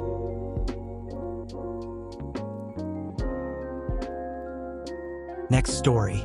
I, 17M, have a really complicated family. I have older and younger half-siblings on both sides. Of all the siblings, I'm the only one without a full sibling and the only one who never gets prioritized. My dad has 3 women he rotates being with, and Jane and Heather. Dad has 2 kids with, and he has 3 with Jane and 3 with Heather. 3 of Dad's kids are older than me and the other 5 are younger. My mom has 2 guys she's dating on and off, Hank and Phil. She has 4 kids with Hank, 3 with Phil. Hank's been in her life since high school and she was a teen mom to her oldest, first kid with Hank. 4 of mom's kids are older than me, 3 with Hank and 1 with Phil, and 3 are younger. My parents basically had a fling that lasted less than a year, and by the time I was born it was over. I think mom was back with Hank when I was first born. I also think Dad has been married to Jane this whole time, but I don't really know. I was bounced between both houses more frequently than any of my friends with divorced parents would be. Sometimes I spent a week or more with one parent, but other times I'd be a couple of days in one house and sent to the other and sent back. I was also very alone because I didn't have a sibling to share it with. Like, yeah, I had half siblings, but they all had full siblings. So my parents, while maybe they cared a little, maybe they cared way more about the kids from the longer-lasting relationships. My mom's extended family saw her as trash and treated us kids the same way. In mom's house, the kids stick very close to their full sibling group, and so I was an outcast because of that. Dad's kids all get along a little better, but they just don't like me because of who my mom is. My dad's parents are amazing, and they kept me sane when I was younger, and they have grown more supportive as I get older. And I asked them a few months ago if I could move in with them. They said of course, and I slowly moved to their house. I didn't want to get either parent weird about it. They might not care as much about me, but I'm pretty sure they don't want to look bad with a kid leaving before 18. My dad didn't care, which was expected, and he told me to pack the rest of my stuff at his house and he'd let me go to my grandparents. But mom was pissed when she realized I was already living here by then. Mom asked me what the hell I was thinking, and she said I needed permission because I'm still a minor. She called me selfish and told me I was bringing negative attention onto our family. I told her moving in with my grandparents is putting me first, and since nobody else will, because I have the wrong parents. She told me I'm an overdramatic teen, and just because my half-siblings don't accept me doesn't mean she hasn't been a damn good mom to me. She told me I'm throwing everything away and being rude about it too. Next story. I have a family wedding coming up, the family's first wedding in like 10 years, so it is a big deal for the family. When I take my girlfriend of a year plus to events, she wants me to babysit her, sit by her, expects me to introduce her to every person. In contrast, take me to an event, I am fine, I am happy not to be introduced to anyone. If I want to talk, I will go introduce myself. Not that long ago, I took her to my uncle's 88th birthday party. He lives in a nursing home. I knew maybe 4 people out of 25 there. I started mingling and meeting the people, trying to understand their relationship with my uncle. On the way home, she eviscerated me, You left me there sitting with your aunt. You didn't introduce me to everyone, etc. All I could think about was, how about I don't bring you next time, it's not worth all this. As additional info, she is like a CEO type, runs an organization, getting her way on most things. Recently, I took her to a gala that had about 400 plus people. I probably knew 100 personally. It was an event that most people did not bring their significant others because it was expensive, probably 15% did. On the way there, she gave me a lecture, don't leave her, etc. So walking in, I introduced her to everyone that I ran into on the way to our seats, probably 10 to 15 people, but then I just sat at our table. I only talked to people at my table. I felt so constricted. So finally, I said, let me go talk to my friends over there, and I spent about 10 to 15 minutes talking to people that I knew. Additional info, it is a cross-country relationship. She happens to live near my hometown, which I visit regularly and thereby visit her. She comes out to visit me on occasion. She has met my cousins, particularly the groom's mother, whom she has become friends with, so she knows all the details about the wedding, which is also in a different state. So to go to the wedding, both of us would have to travel. Last night, as I was home alone, I had an epiphany. I really don't want her to come to the wedding with me. All I could think about was all my cousins and family that I haven't seen in forever and being constricted in just hanging with them. She is going to feel like a boat anchor at this once-in-a-decade family event. Maybe I have just been an AH about this my entire life, not doing introductions properly. Maybe I am just not just happy about other things. I flew in for a long weekend and she wanted to go out to Jazz Place. She made reservations. She must always have reservations wherever she goes. And while out, she got sick, probably bad food earlier. We left early and she is driving home in her brand new luxury vehicle and she pulls over quickly, opens the door and starts vomiting. Covering the door, the cup holders, the handholds, everything with vomit. We finally make it home and she goes to bed. I go out to her car and clean the vomit from everywhere. I get a bucket of soap and water and clean it completely, but I realize that some of the vomit is so deep in the handwells that I need to take a small bit of it apart, clean it and let it dry separately. So I leave a piece out on the console to fully dry. The next day, she is feeling better and has to go somewhere and I say, don't mind that little piece that I had to take off the door of the car. She starts complaining about how I have comprised the warranty on her car and how I need to go put it back together this very moment, etc. I responded by saying, it's not a big deal, not going to affect your warranty, etc. She continues to shriek about this, so I get up and spend 30 seconds putting the piece back in place. Something about the sequence just irritated me. I just want to go to the wedding and have fun, enjoy my family, but realize that if I don't take her with me, the relationship is probably over. Added clarification. I had no idea that this would blow up like this. Most responses have some level of reality, whether that is NTA, YTA, ESH, or just break up. However, let me clarify a few items that I wasn't clear enough on or just omitted. She did thank me for cleaning up the vomit. She has no problem being outgoing. I just think that she wants to turn that off at times when not working, particularly when she is with me. She is an incredible woman. Don't let comments said when not in the best mood take away from that. I don't have a problem introducing her at all, and I do it all the time. It just feels like a chore at this point. It's not really introducing the person that I am with, but I better do this or suffer the wrath later. I am also terrible with names. I don't remember most of these people's names. My introductions go something like this. This is XXX, and I then wait for them to say their name because I don't remember it. I was in a conversation with my friend from 50 plus years about really everything, and he said something to me that I never really thought about. When is she nurturing you? Again, thank everyone for your sincere comments. Next story. I, 22M, went out with friends and with a girl that I'm currently talking to, Molly, 23F. We are in the talking stage for about 3 weeks now. We went to this bar, we drank and sat there for hours, but we all decided to go to this one guy's house so we can continue drinking over there because there was some sort of party going on there. We came in 2 separate cars. The one I was in had me, Molly, and the driver, her cousin. As we were leaving, Molly and her cousin saw someone at the bar that they know and told the ones who came in the first car to leave and that we will catch up with them soon. I went over to Molly and her cousin and introduced myself to the guy they were speaking to. Not long I felt excluded and didn't know what they were even talking about. I just told them I will wait outside. Well, outside on a bench, there was a girl knocked out cold. Her purse was on the floor. She was laying there with her phone in her hand. I went over to check on her to see if she was okay. It looked like she passed out because she had too much to drink. I could smell the booze on her. Molly and her cousin come out and said it's time to head out. I told them there is this girl here, she's passed out, Molly said. So what, she will be fine? I told her she's fine now, but anything could happen if we leave her here like this at night. She could get essayed, robbed, or even kidnapped. Molly wasn't having it, and so was her cousin. They told me she will be fine, her friends are probably in the bar, and they will take her soon. So I quickly went into the bar and asked around if anyone knew the girl outside and described what she looks like. I went outside and told them no one knows her at this point. They were visibly annoyed with me and told me to leave her and that I don't know her. The cousin started the car and said, I'm leaving right now with or without you, and Molly got into the car and said, what's it going to be? I said nothing. Then Molly started yelling at me, saying I'm ruining the night for everyone. Followed up with some more yelling, and the cousin straight up hit the gas and left. Went over to check on the girl and grabbed her purse and phone, went back to the bar, tried to talk to the bar manager. He wasn't there. I asked the staff if we could possibly bring her and they said they can't do that. I went outside to the bench. I tried waking her up, but she was reluctant. I couldn't hear a word she was saying. I tried to see if her iPhone was locked, and it was. I have an Android. It took me about 5 minutes to realize I could use her fingerprints to unlock the phone, so I did.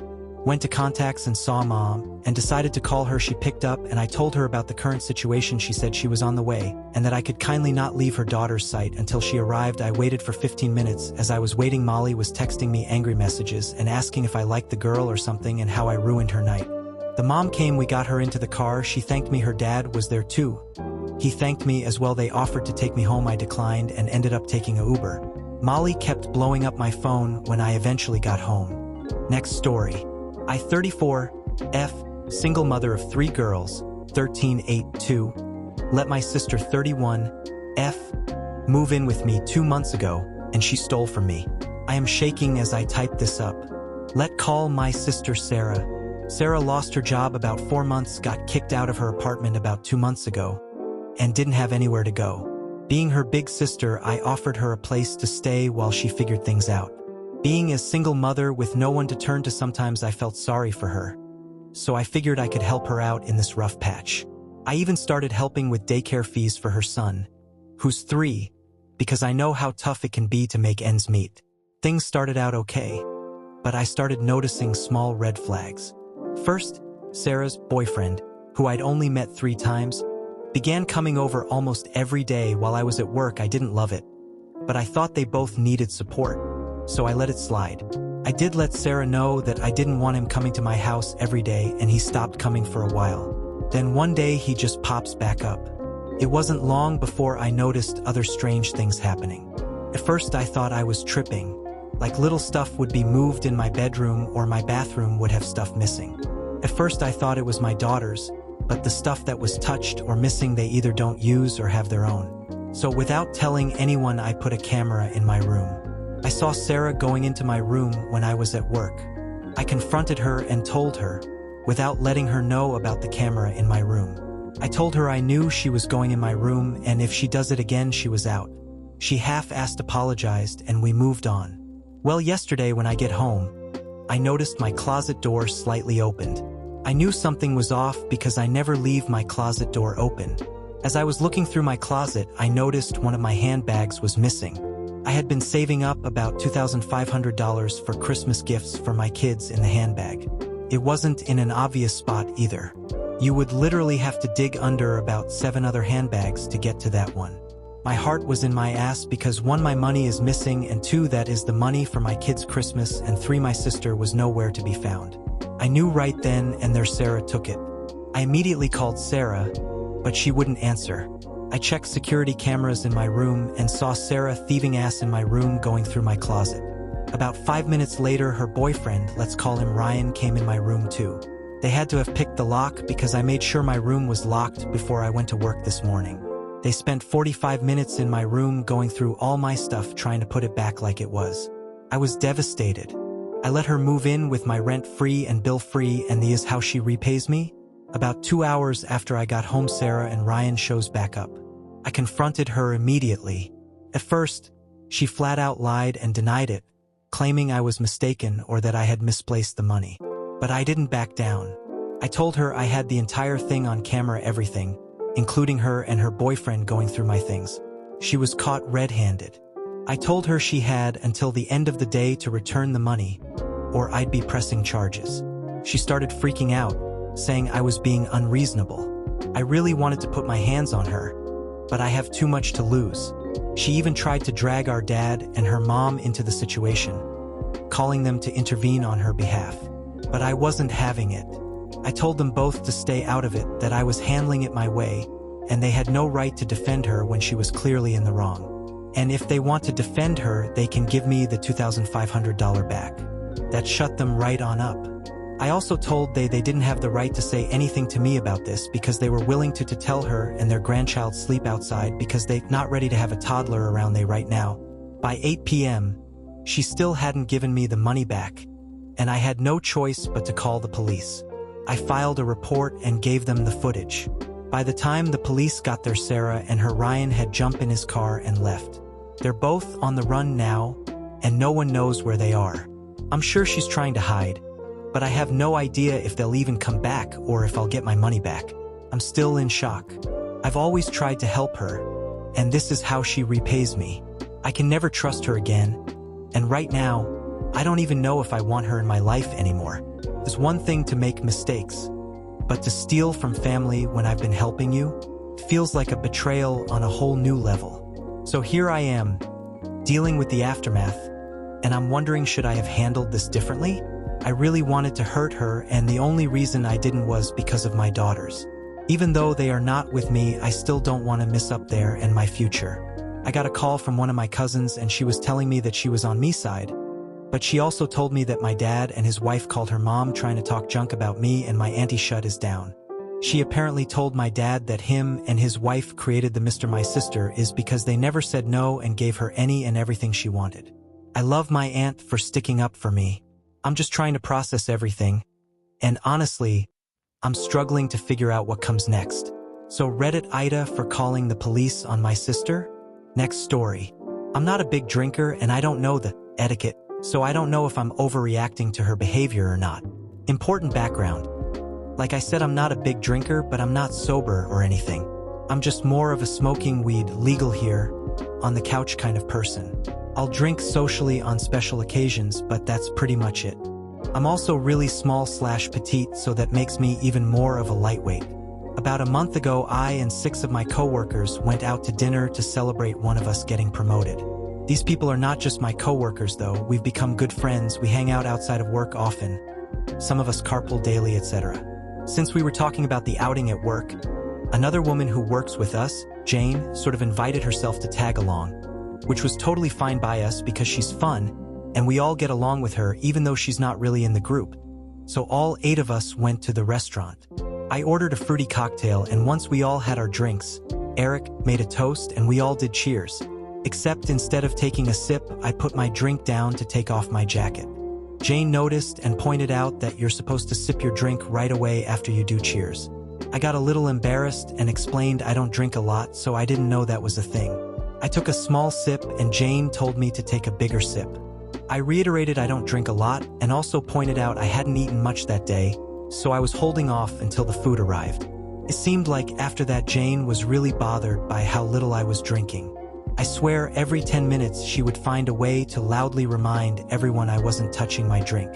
I laughed it off the first few times, but then I started to get irritated because it wasn't even true. I wasn't downing several glasses like her, but I was drinking. I explained multiple times that I don't drink a lot, so I have zero tolerance, and that means it takes way less alcohol for me to feel drunk than her, but she didn't seem to understand that concept. She just kept encouraging me to drink more and saying it would be weird if everyone was drunk except me. I even finished my drink and got a refill. She pointed out again that my glass was almost full. I told her that's because I finished my first drink and this was my second. She then accused me of sneakily pouring my first drink into my friend's glass to look like I drank it because they ordered the same thing as me. I stopped a few sips into my second drink because I was starting to feel sick. TBH, I drank more than I should have out of spite, which was immature, and she still refused to believe I was drunk. Like she was making it sound like I was pretending to be drunk so I could be the only sober one in the group for some nefarious reason. But it didn't end there.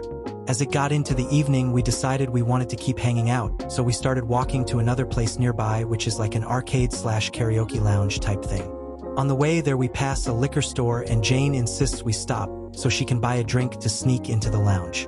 Everyone is like, okay I guess, and we all plan to wait outside, but Jane locks arms with me and kinda drags me into the store? Edit. Okay, clearly I don't know what liquor store means. It was like a corner store that sold exclusively alcohol of different kinds. From what I'm gathering, this seems dubiously legal. It was definitely a shady place. And yes, it smelled very strongly, not just to me. That's why everyone else waited outside. I didn't really know what to do, so I just followed her as she picked up a few different drinks. I guess I was making a face because it smelled strongly of booze in there, because she made a comment about me turning my nose up or something.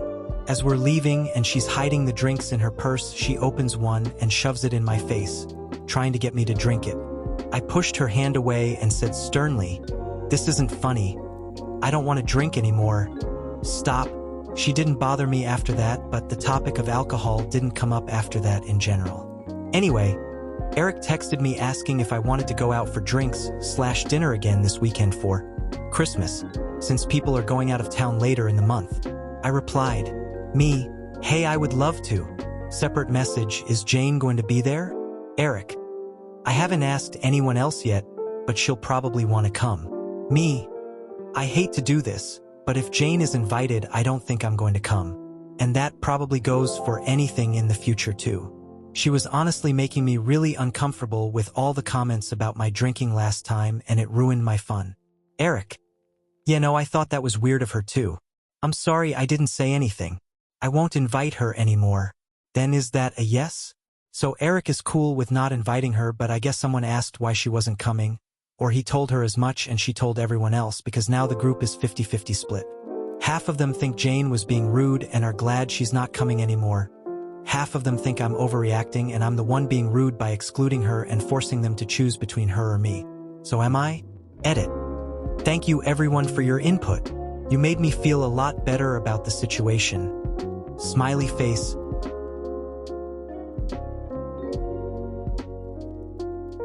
Next story. My 29 brother and I are really close. We had some trauma from our mom during our childhood, and we've just grown closer because of it. Our dad lives within 30 minutes of both us, but we live only 4 minutes from each other. When I was 21, I found out I couldn't have kids. It was difficult for me to hear, but I managed to get over it.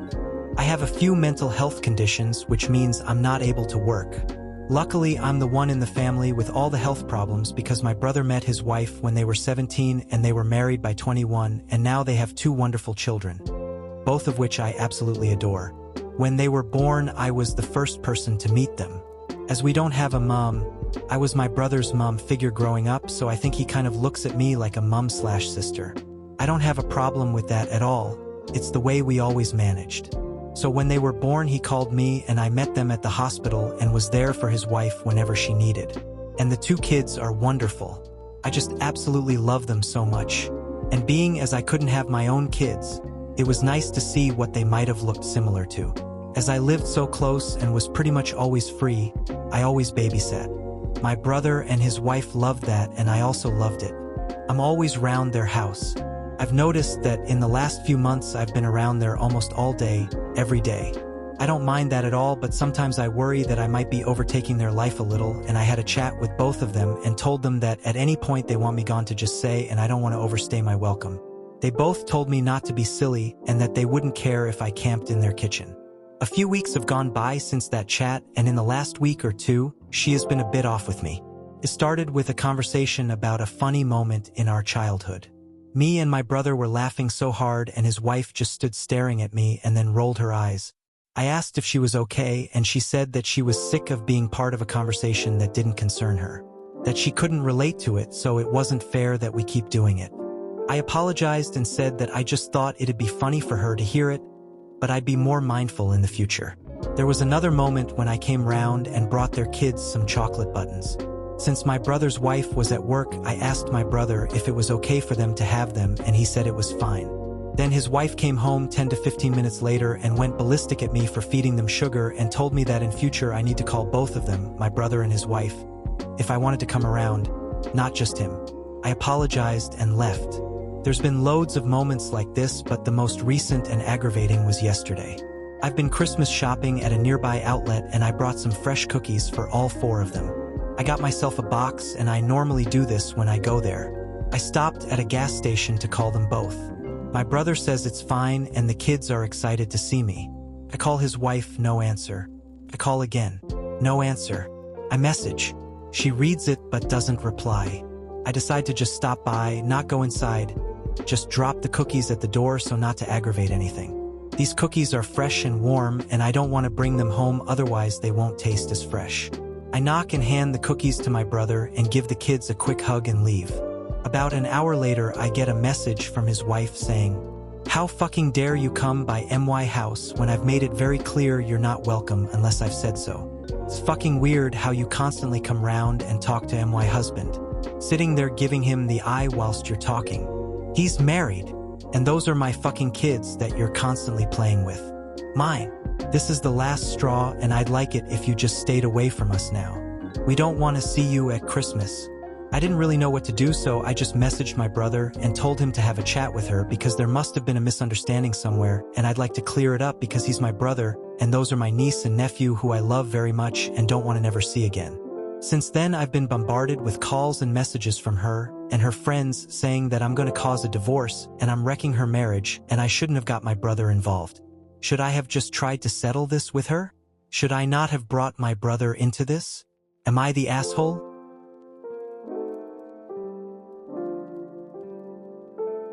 Next story. I-30F was at a restaurant last night with my mother. She was meeting my boyfriend's mom for the first time. We're punctual people, so we got there about 30 minutes before our reservation. We got seated with no issues. It took the waitress 20 minutes to get to our table, even though the restaurant was pretty empty. Right away, I could tell that she didn't want to wait on us. She didn't greet us with hello. She just asked what we wanted to drink. We told her, and I noticed that she didn't write our order down. It took another 15 minutes for our drinks to get to our table, and they were wrong. It's hard to mess up a ginger ale and a vodka soda, but she did. My mom pointed out that she didn't order a Pepsi, and the waitress rolled her eyes, took my mother's glass and disappeared. I excused myself to use the washroom shortly after. I had no idea where I was going, so I went to the entrance to ask one of the hostesses there. While I was walking up to the server area, I overheard my waitress talking to some other hostesses. She was pissed that she had to wait on a black table because they never tip well. My mother and I were the only black people in the restaurant. She wasn't even whispering when she said it either. I wasn't stunned, but her lack of effort started to make sense. I interrupted their conversation and I asked where the bathroom was. I didn't let on that I had heard what they were talking about. When I got out of the bathroom, my boyfriend and his mom were already seated. My boyfriend and his mother are white. When my waitress saw the rest of our party, she did a 180. Her service was stellar. She took notes, told jokes, and our water glasses were always filled. She didn't make another mistake. Because the night went so well, I decided to treat everyone and pay the check. She gave me the machine, and I smiled at her while I keyed in 0% for a tip. She didn't notice until after the receipt had been printed out. By that time, all of us had already started to leave. She tapped me on the shoulder and asked if I had made a mistake on the bill. I told her I didn't think so, and looked at the receipt. She asked if there was a problem with her service, and I said her service was fantastic, but since I was a black woman, I don't tip well. Her face went white and she kind of laughed nervously, and I laughed as well. I walked out after that, but my boyfriend's mom asked what had happened. I told her what I had overheard, and my boyfriend's mom said that I should have tipped her anyway because it shows character. She seemed pretty pissed at me after that. My boyfriend and my mom are both on my side, but I'm wondering if I should have just thrown in a $2 tip. Next story. I, 27F, have been married my husband, 28M, for 2 years and gave birth to our daughter 5 weeks ago. I'll try to keep this short so I don't waste your time with any irrelevant details.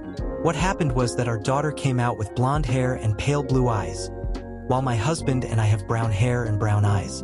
My husband freaked out at this and refused to listen to my explanation that sometimes babies are born with lighter hair and eyes that get darker over time. He demanded a paternity test and threatened to divorce me if I didn't comply, so I did. After my daughter and I got home from the hospital, my husband went to stay at his parents' house for the first 3 weeks to get some space from me, while I recovered and he told them what was happening. My MIL called and informed me that if the paternity test revealed that the child wasn't his, she would do anything within her power to make sure that I was taken to the cleaners during the divorce. I had my sister to lean on and help me take care of the baby during this. We got the results back yesterday, and my husband came home to view them with me. I was on the couch in the living room, so he sat next to me and we started to read the results. They showed that he was the father, and my husband had this shocked, kind of mortified look on his face with his eyes wide as he stared at it. I couldn't help but say, "I told you so," and started laughing at the way he looked. My husband snapped out of his shock and got mad at me for laughing at him. We argued for a bit, which was mainly him yelling at me, before my sister came downstairs and my husband shut up. After that, my husband went back to his parents' house to clear his head, and 2-3 hours later, my MIL called to scold me about laughing in my husband's face, because apparently it was kicking him while he was down. She's also left a couple nasty texts essentially saying the same thing this morning. I don't think I'm an AH, but I'd like outsider perspective on this. Next story. Hi everyone. Our daughter is now 8 weeks old, so obviously this whole argument has gone on a very, very long time. We both have been holding grudges, and neither of us think that we are wrong. My husband does not know I am posting this, so I am going to keep it as anonymous as possible. So when I got pregnant with my daughter, my husband started in immediately telling me that I should have a home birth. I really do not know why he was so adamant on it, but he was. At first, I brushed him off and told him I would think about it because I was only 6 weeks pregnant, and the birth seemed so far off. Of course, it came quickly, and my husband would literally speak over me at doctor's appointments when my doctor would ask if I had a birth plan. This caused a few arguments between us in those 39 weeks of pregnancy, but I never really changed my mind. Eventually, my husband's mother sat down and talked to me, and she told me all of the reasons why they did not want me to go to a hospital for the birth. I expressed my concerns about, safety of the baby and myself, but just like my husband, she brushed me off. I ended up telling my husband that I would take myself to the hospital when it was time and that I did not want a home birth. He acted as if he didn't hear me. We met with a doula who was also very pushy. I felt overwhelmed and not supported at all. I was 36 weeks at that point. So when I went into labor, I was 39 weeks and I absolutely begged my husband to take me to the hospital where my doctor is. He wouldn't. He spoke to me condescendingly and called the doula instead. I was in labor for about 3 days, active labor for around the last 22 hours. I cried the whole time. I just felt something was wrong. I was scared, and oftentimes they left me alone. The doula told me that if active pushing and labor reached 24 hours, I had to go into the hospital. I remember thinking that I could not decide which was worse, staying in labor for another 2 hours or having my baby right there. When she was finally out, I don't even remember wanting to hold her. I just remember crying out of relief. Obviously, I am okay now, but I did not have a good experience. On my first appointment after birth with my doctor, she was very shocked I had the baby. She was concerned. I was so upset. I told my husband that he absolutely ruined it for me. I truly never want to go through that again. I hear mothers say that they forget all the pain the second they have the baby, but I didn't. I love my daughter so much, but it was horrible, and it was entirely his fault. So I told him that several times. He rolls his eyes every time and tells me how mothers are straw and how I am not trying to be strong. I told him that if we ever have another baby, which he wants, that I will never do a home birth ever again. His response is, "We'll see." I cannot possibly be TA here, can I? Everyone around me is acting like this is so normal, but it's not. Is it? Next story.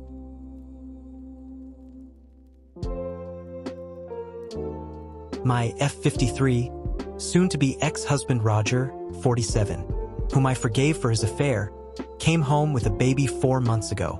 His girlfriend, 22, could not handle it anymore and brought the baby to him at work and left. To the best of his knowledge, she is in Spain. I allowed him to stay so long as I didn't have to do anything. Well, about a month ago, Roger had a heart attack. It didn't kill him, more's the pity, but he is very weak and incapable of doing anything for himself. Since he isn't up and about, he cannot care for his child. He also cannot drop off and pick up his son at daycare. I have been helping, but I'm done. My kids are full grown. I shouldn't be having grandkids anytime soon. I do not have any desire to care for a baby. I told Roger that I want a divorce, and I contacted the mother's parents. I know the father through friends. I said they had until Friday to come get their grandchild, or I was calling Child Protective Services. They just left with the baby, but they scolded me for being so cold towards a baby that had done me no harm. I view that child differently. Roger is recovering and I will be moving out. The house is in his name, but I have never contributed to it. I have the equivalent of 22 years of rent and interest put away. And as per our prenup, my savings are my own. I work and I don't need anything out of this marriage except myself. My kids tried telling me to stay and help their father. I said that they were welcome to come over and help him with cleaning himself and the baby. Both declined what I felt was a fair offer. I do not feel that I am acting badly, however Roger, our children, his child's family, and a few mutual friends think I am. Perhaps writing this out and seeing the responses will give me clarity. Next story. I have a medical alert service dog named Max who helps with a serious heart condition. He's literally saved my life multiple times by alerting before I pass out. I started a new office job 3 months ago, and everything was fine until, let's call her, Karen started her crusade against Max Dash. This isn't Max, but here's an idea of how he'd look on the job. Started small. She'd loudly announce, "Pets aren't allowed in the office," every time she saw us. I explained repeatedly that Max is a service dog, not a pet, and showed her his documentation. She then started telling everyone I was, obviously faking, because I looked too young to be disabled. Things escalated fast. She tried to test Max by dropping food near him. He's trained to ignore it. She reported me to HR Weekly. But the worst part? She started purposely wearing strong perfume and spraying air freshener around my desk, which triggers my condition. Max alerted 3 times in one day because of this. The final straw? I found out she was taking photos of me and Max and posting them in a Facebook group about fake service dogs, asking for ways to expose me. She included my full name and workplace. I took screenshots and went to HR. They fired her on the spot for harassment and creating a hostile work environment. Now my inbox is flooded with messages from her friends and family saying I'm TA4, getting a mother of 3 fired over a dog, and that I should have just worked from home if I'm so sick. Here's the thing. I actually feel horrible that she lost her job. Her kids aren't at fault here, but she literally put my life at risk with the perfume stunts, and doxing me online was scary. Next story. My wife, 32F, and I, 31M, have been together for 5 years. I'm fed up with my wife's chronic lateness to many things. It's really annoying and grates on my nerves. To her, it seems like no big deal because I always manage to rush her by telling her the time of an event 45 minutes earlier. She's never noticed earlier because she's too caught up with herself, constantly taking photos. That's the reason she's always late. She has a decent following on Instagram and is looking to grow as a content creator. I find it really silly how she turns everything we do into a photo session. And at this point, I've stopped agreeing to take her photos altogether. We've had several conversations about this. I've told her that it's mentally exhausting for me to always have to stay on top of making sure we both get ready according to plan. But she never really does anything to address it. This time, I wanted her to experience the consequences of her actions.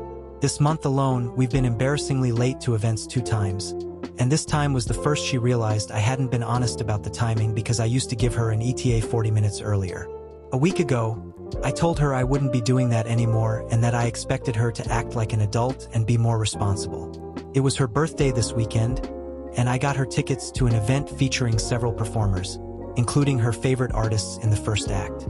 This time, as I'd already told her before, I didn't give her the extra 40-minute buffer. I expected her to remember our conversation and store that information in her head to plan accordingly. Instead, she did her whole influencer routine, decorating our room, setting up studio lights, dressing up, and taking photos. The whole time, I knew she was missing out on her favorite artist because she didn't take me seriously. It was so ironic that I didn't even feel like reminding her. I'm done with the mental burden of always rushing and planning. We arrived, and she realized what had happened. She got upset and started crying, asking how I could do this to her on her birthday. She said it seemed like I was liking the rise it got from her and asked why I couldn't set my ego aside for one day. I told her this was on her. I'd already made it clear I wasn't going to rush anymore, and she should have listened the first time and expected me to follow through, unlike her. She said the whole point of the event was to see the performances of those artists, who we just missed. She was incredibly upset and kept crying off and on during the event. The ride home was awkward. I was in the downstairs restroom when she texted me saying I wasn't welcome in the bedroom that night. I ignored her message and went in while she was changing. She looked like she wanted to kill me, and I simply told her that her saying I'm not welcome was irrelevant because it's my room too. If she's uncomfortable, she could take the couch. She ended up leaving to visit her mom, and I'm considering whether I was an asshole.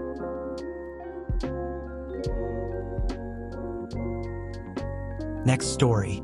I, 32, have been married to my soon-to-be ex-wife, 30, Madison, for 4 years. We are currently in counseling, but it is not going to work. About a year ago, I found out she was having an affair by coming home to their clothes in our living room and sounds coming from our bedroom. I lost it. I was getting my cricket bat out of the front closet when I stopped to think about consequences. I did not want to go to jail. Instead, I took all their clothes and left quietly. I went to a friend's house, but not before throwing all the clothes in a McDonald's garbage can. I turned off my phone and got shit-faced with my buddy. His wife hosed us off in the morning. After I turned my phone back on, I had dozens of calls and texts from Madison. First scared because she got my updated flight information. Then upset that I hadn't called her to let her know I was going to be coming home early. Then freaked out that the house had been broken into. Then crazy because she figured out it was me. They just got more deranged. The guy she was with is 5 inches shorter than me and about 60 pounds lighter. So if he had taken my clothes, it would be obvious. He ended up calling his friend to go get his spare keys from his house. Unfortunately for him, his wife smelled a rat and followed his friend back to my house, where she saw him leaving in oversized clothes. Long story short, she took pictures and she had evidence of his infidelity, which caused their prenup to be canceled, which cost him a lot of money. It is all one big giant shit show. It took a couple of months, but my wife convinced me to try and forgive her. We started going to counseling and we were working our way through it. Until recently, in a counseling session, she said that I was wrong to steal his wallet, phone, and car keys. She said that his divorce is costing him a lot of money and that I should have dealt with it in a more mature manner and that it was my fault. I have never admitted to taking his stuff. To begin with, I was afraid he might call the cops. Then I didn't want to give her ammunition in case she wanted a divorce. Now I just don't care. I told her that her cheating was the reason her boyfriend is getting divorced, and that I hope his ex takes everything. I am still not living at home. I have my own apartment and I'm filing for divorce. Now that I know how she feels, it is kind of a slap in the face that she is blaming me for his divorce. Next story. It's stupid to think I'm at this point, but here I am. My STBX wife, 28F, and I, 29M, have wanted kids for years and were thrilled when she finally got pregnant last year. From day one, I wanted to be the most supportive husband and future father I could. Her father was never involved in her life. I used to work as a tech in labor and delivery, and my brother, to put it kindly, is not the most involved father. I saw too many problems up close when it came to lacking husbands, and I would be damned before I made the same mistakes. The problem is roughly 4 weeks into her pregnancy, everything started going downhill. She stopped wanting sex. Fair enough. Hormones and stress make that a problem. I went full stop. But then she didn't want any physical interaction. No cuddling, no kissing, slowly becoming more and more distant. Her eating constantly changed and she was terrible about it. She would demand I get her something all day, then the moment I give it to her, she wants something else, screaming at me. Okay, again, hormonal issues, I get it, no problem. She never let me to go any appointments, no groups she went to, spent more time away. Became cold and bitter, constantly angry at me. This went on for months. Slapped me a couple times when I forgot one of her dozens of tasks she assigned me during the day. Stopped doing anything for the house a month into the pregnancy. Sure, She's pregnant, I get it, moving around is hard. But she wouldn't even do laundry about 4 weeks in, and by 5 weeks I did everything. I'm also the primary source of income. I barely sleep, am running on fumes. Made me sleep in the guest room. Would always try and pick fights. I never once raised my voice, my hand, or my tone. I sat there and constantly mentally reminded myself this isn't her and this would all be worth it. She didn't want me to make any baby decisions. No name, no work on the nursery, nothing. 1 month before she delivered, she yelled how fucking useless I am and how I don't do anything and that she's staying with her mother. She didn't let me get her anything, come check on her, threatened to divorce me and get a restraining order if I even called her. A couple weeks back, I found out about the birth of my son from a Facebook post. She posted it with her mother and some family. Fucking broke me. I tried to go to the hospital and visit. They had security kick me out. After months of outright hatred, anger and abuse thrown at me 24/7, I fucking had it. Odds are I'm not even on the birth certificate. I opened a new account and all my deposits go there. I took half out of our joint account. She never bought baby stuff ahead of time, who knows what that money was going towards, so now that she has to buy supplies for our son, she's used up every cent. I've gotten a lawyer. The house is mine. I'm the only one who spent money on it in any way. I've sent the rest of her stuff to her mother's house. I'm demanding a paternity test. I'm not spending another damn cent until I get verification it's my son. I'm absolutely divorcing her. She chose the stay-at-home life. If she cheated, she's screwed. Her mother has money for a couple weeks stay, not even close to enough for full-time support. If he is my son, I will absolutely be getting my rights as a father for a relationship. Last week, my STBX called. She was practically hyperventilating. She wanted to come home. She was crying how it was all a mistake. She's not staying with her mother. She's at a friend's house. She wants to come home. She wants our son to have his father. I told her I don't fucking believe he is my son. Why the fuck would she pull this shit if he is? Show me a paternity test and I'll do everything I can for him and him only. She wants to meet tomorrow at a park so I can talk to her. I said sure, so I can finally say everything I should have said months ago to her face. My parents are hoping we can make up, but they absolutely understand if I won't. My brother is a deadbeat jackass, so I don't care what he has to say, but my sister thinks I should at least hear her out. Next story. So I get home from school today, and my mom is waiting in the living room for me, sobbing. Her boyfriend, the creep, is standing right there next to her. For background, for the past 2 years she's been a really religious, born-again Christian type. No boys, curfew, the whole 9 yards. I've never had sex or had a boyfriend. So in between sobs she tells me the creep talked to her today and told her that based on my symptoms, heavy bleeding and period cramps, and my disrespectful behavior, he's sure that it's from having sex. Not even an STD, but from having intercourse that was so intense it injured my insides. I've literally never heard of this, and I looked it up later and it's not even a fucking thing. Meanwhile, the creep is sitting there mostly silent, nodding along with what my mom is saying. I tried to get a word in, but that's when the creep started on me, telling me, don't even bother denying it. I've been a gynecologist for over a decade. I know this when I see it, yada yada yada. My mom then starts yelling at me like, how could you do this to me, and so on and so forth. She's convinced I've been going out and having sex with boys from school when I've literally just been seeing the 2 or 3 friends I have. So then they explain that they decided to gather some consequences for what I allegedly did, that I'm grounded, they're gonna switch out my iPhone for a dumb phone so I can't use social media, I'm not allowed out to see my friends, and this is the fucking crazy bit, the creep is gonna perform a weekly purity test, invasive vaginal exam to make sure that I'm not actively having sex until they can trust me again. And the first one is gonna be this weekend. I'm totally fucking lost here. Obviously I'm not going through with this, but I have no money at all and nowhere I can stay even for one night. I'm leaning on making up some excuse to avoid the purity thing and keep my smartphone until I can sort something out. Any other ideas are appreciated. Next story. So, this happened yesterday, and I'm still wondering if I overreacted. I-35F was doing my usual weekly grocery shopping at a local supermarket.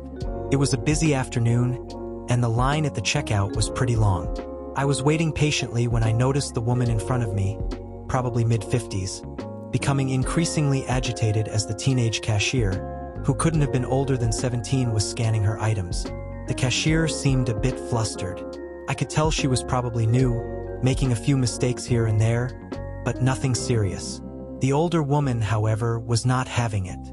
She started muttering under her breath, rolling her eyes, and tapping her foot. Finally, when the cashier accidentally scanned an item twice and needed to call for a supervisor to void it, the woman lost it. She started berating the poor girl, saying things like, "How hard can it be to do this job? You can't even do basic tasks, you're wasting people's time." She just kept going on, and the more she yelled, the more flustered the cashier got until she started tearing up. I stood there for a second, hoping the lady would cool down, but she didn't. The poor cashier was clearly trying her best to keep it together. That's when I stepped in. I said to her, "You don't have the right to treat someone like that. She's doing her best, and it's just a mistake. If you're so unhappy, maybe you should try working like her for a day and see how easy it is." The woman looked stunned and told me to mind my own business.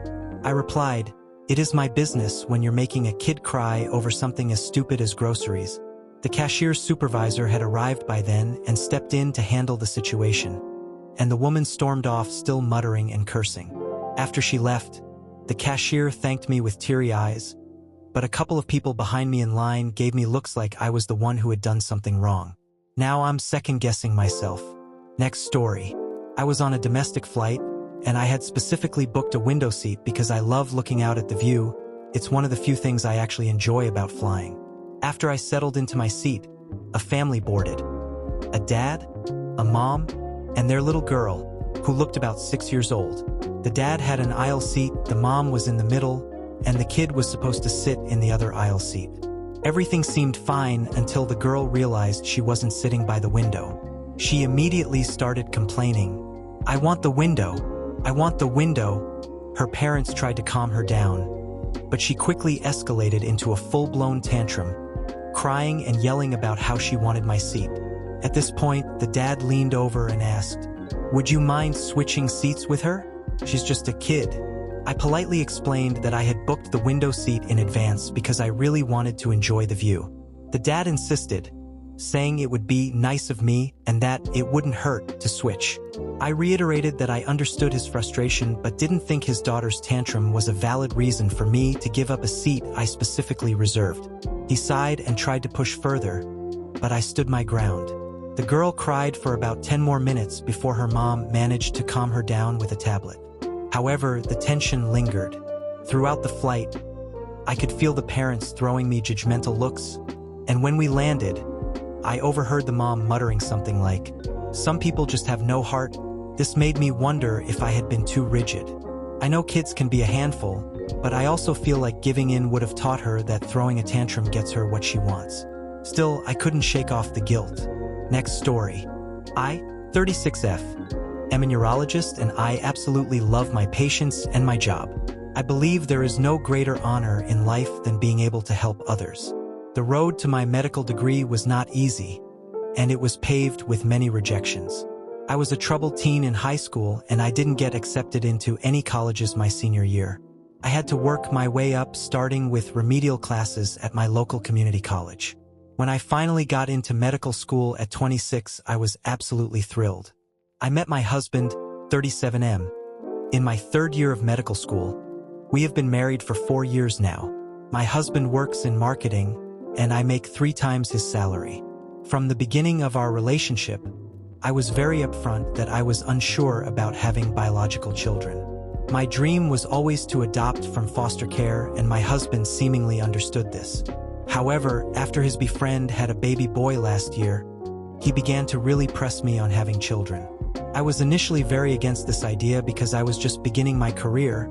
I wanted to wait a few more years before revisiting the topic of children. In August of last year, I found out I was unexpectedly pregnant due to a condom breaking during sex. I was initially considering an abortion, but after many heartfelt conversations with my husband, we decided to keep the baby, and he would quit his job and stay home until our daughter was old enough to start preschool. There were several factors that went into our decision to have him stay home with our daughter. I make significantly more money than him, so financially it just made more sense. I am in the first few years of my career as an attending physician. After 4 years of med school and a 4-year residency, I am just starting to practice on my own, whereas my husband has been in his career for 15 years. I was very clear I had absolutely zero desire to stay home and be a housewife. I respect stay-at-home mothers, but my work is my life, and I would go crazy at home all day. This just isn't a lifestyle I want whatsoever. Finally, I am not comfortable putting my child in daycare until she is old enough to express herself verbally. As a victim of a molestation when I was young, I just do not trust people enough to leave my daughter in the hands of strangers when she would be unable to report abuse/neglect. Our daughter is 9 weeks old today, and I am preparing to return to my practice in a few weeks. This weekend, I left my husband alone with our daughter while I attended a medical conference out of state. The conference was amazing, but when I returned home, my husband began acting weird. Today, when our daughter was napping, I pressed him to tell me what was wrong. He absolutely broke down and said he doesn't think he can do this. He expressed how trapped, alone, and overwhelmed he felt all weekend. He now wants me to extend my maternity leave and is talking about trying to get his job back. This made me freak out, and I asked, "Well, what will we do with our daughter now?" He responded by suggesting I leave my practice and work from home. I said absolutely not, and he suggested daycare. At this point, I just lost my shit and screamed. If I knew you were going to back out of your promise to take care of our daughter, I would have never had your child. I know I completely overreacted, and I would never trade our daughter for anything. I love her so much, but I am so upset with my husband, and I'm not sure how to move forward at this point. Next story. I, 40M, work in a pretty fast-paced office, and last week, my coworker Mark, 34M, and I were both working on separate but related parts of a big project. I'm someone who likes to plan my time carefully, so I started early and made sure my portion was finished a day before the deadline. That morning, while chatting near the coffee machine, Mark made an offhand comment in front of a few coworkers. Must be nice having enough time to stroll around the office. I'm drowning over here while some people are on cruise control. I brushed it off at the time, but honestly, I found it irritating. I don't stroll.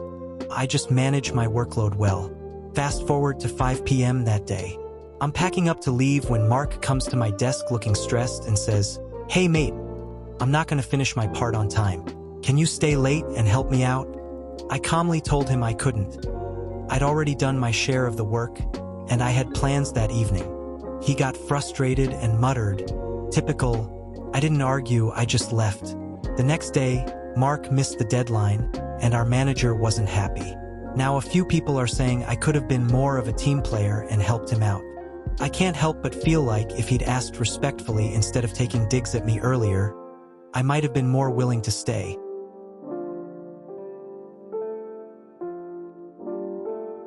Next story.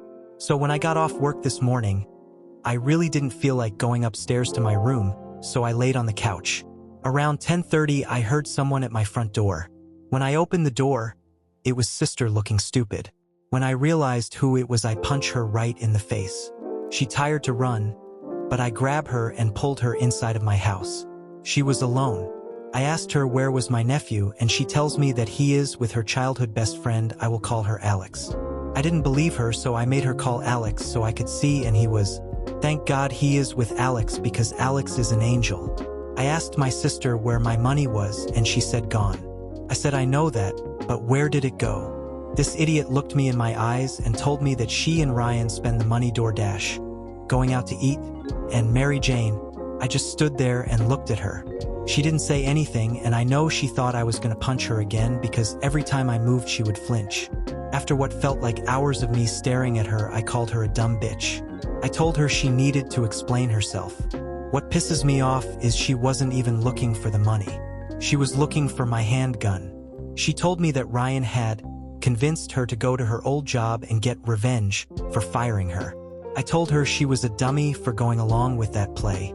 I then asked her why did she get fired because she told us her job had to lay off people due to the drop in business. It is a small business and a local family-owned grocery store. Well, come to find out, her and 4 other employees decided that they didn't want the 15% employee discount they were getting and the $19.50 they were getting paid. They wanted free merchandise and free money for the registers. My jaw hit the floor. Her old employer told her if she paid back the money she took, he would press charges. I asked her how much she took, and it was about $690, but I think it was way more. Ryan didn't like the idea of her getting ripped off and came up with his plan. She knew I had a handgun. She didn't know that I take it with me everywhere I go because I have my concealed carry license. While she is taking to me, I'm recording the whole time.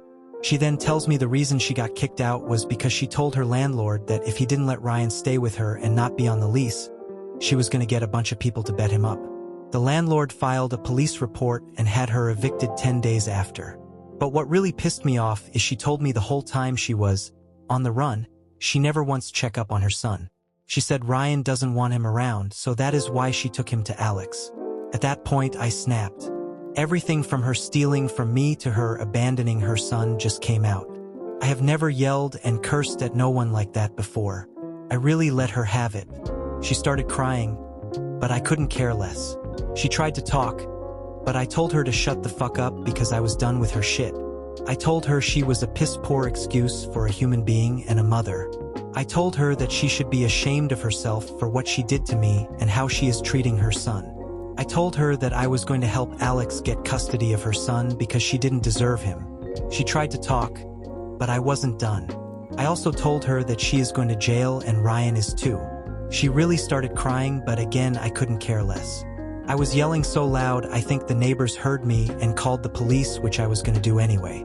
So, thank you to my neighbors. When I opened the door and seen it was the police, they asked me was everybody and everything okay because they could hear me from the street and my neighbors were concerned. I told them no and explained everything that was going on. Sarah was just sitting there like a deer in headlights and trying to play victim. She told the police that I gave her the money. I wanted to jump on her right then and there. I told the police that the previous officers had the footage of her and Ryan going through my stuff. One of the officers ran her name and seen she had a warrant for her arrest and put her in handcuffs. They took Sarah outside and was searching her. The police pulled some money out her pocket and she told them to give it to me. This stupid bitch wanted them to give me $24.76. Yes, I counted it. I told them to keep it because she is going to need it. The police asked her how did she get there and Sarah said Ryan dropped her off. They asked her where was Ryan and she said around the corner waiting on her. When one of the officers went to check, the dummy was still there sleeping. So he went to jail also. I called my dad and told him what was going on, and to my surprise he must have had a change of heart. He told me after my aunt read him the riot act he took everything in and realized we were right. He told me that she is going to have to pay for what she did. I also told him about my nephew, but he knew that he was with Alex and glad he was with her. I told him about helping Alex get custody of my nephew and he told me to do what I had to do. The reason I want Alex to get custody is because she is great with my nephew. She loves him and he loves her. He also is happier when he is with Alex. Even when she would visit Sarah, my nephew wouldn't leave Alex's side. She also, if anything ever happened to my sister, she would take my nephew with no problems. Sarah's mom is pissed at me because I will not drop the charges and I gave the police the recording of her telling me the plan she really had because it added more charges. I told her if she was good mother and raised Sarah right, we would be going through this. She called me a bitch and hung up. I blocked her. She can deal with Sarah and pay for lawyers. I will make sure I'm at every court date for Sarah and Ryan if possible. I don't want neither one of them getting out anytime soon. Well, this is my update so far, and if anything else happens, I will let y'all know. Thank y'all again for the support and kind words.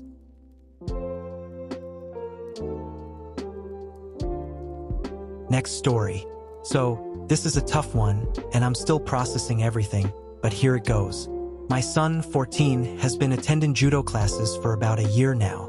He's been really passionate about it, and I was proud to see him develop both physically and mentally from the sport. He looked forward to his practices every week, and as a parent, I felt that his confidence and discipline were growing. But something started to feel off recently. Over the last few weeks, I noticed that my son wasn't excited to go to practice anymore. He'd been coming home from judo looking more upset each time, but he never told me exactly why. At first, I thought maybe he was just having a bad week or maybe some of the drills were getting harder, but the change was so noticeable. He just didn't seem like the same enthusiastic kid when it came to judo anymore. One day, a few days ago, he came home looking absolutely devastated. He was clearly upset and near tears, and when I asked him what happened, he just said he didn't want to go back to judo anymore. At first, he wouldn't tell me why, and it took a lot of coaxing and reassurance before he finally opened up. When he did tell me, it was something I could never have expected. He said that his judo trainer has been verbally abusing him during practice. The coach would make harsh comments, call him names, and make him feel worthless in front of the other kids. He even said that the coach sometimes hurt him physically during training, though not enough to leave bruises. He described rough handling, being forced into uncomfortable holds that seemed unnecessary, and some moments that felt like intimidation rather than teaching. This wasn't just a one-off incident either, it had been happening over the last few weeks, and each time, my son became more withdrawn and upset about it. Naturally, I was furious and devastated. I couldn't believe that someone in a position of authority, someone who should be guiding and encouraging kids, was treating my son like this. After getting the full story from him, I immediately called the coach to confront him. The guy denied everything, of course, claiming that my son was just weak and too sensitive. He also made a few excuses about toughening him up, which only made me angrier. Not stopping there, I reached out to other parents whose kids were also in the judo program. To my shock, several of them told me that their kids were having similar experiences and didn't want to attend anymore either. Some of them said their kids had mentioned the verbal abuse but hadn't said anything about physical stuff. After hearing this, I felt even more sure that I wasn't overreacting and that this wasn't an isolated incident. I then made the decision to take legal action. I went to a lawyer and started the process of suing the trainer for both verbal abuse and physical harm. I'm not sure how this will play out, but I'm hoping it will make him face the consequences of his actions. Now, I'm feeling a little conflicted. I don't want to seem like I'm overreacting or being that parent who can't take criticism of their kid. But at the same time, what happened to my son wasn't just tough love.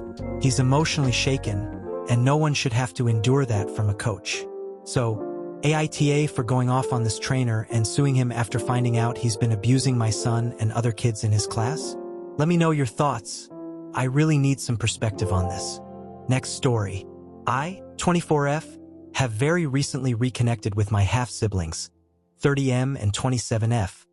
After years of not being close, things have been going well, and we've been getting to know each other better. But a few days ago, a conversation completely threw me for a loop, and now I'm furious and refusing to talk to either of them. For context, we've only recently began to meet up after I ended up moving into the same city as them and found out I worked at the same company my half-sister did. Before this point, we'd been avoiding bringing up the topic of our childhoods and upbringings. We were talking about random childhood memories, mostly vague and things to do with school life, childhood teasing, and things excluding our home lives.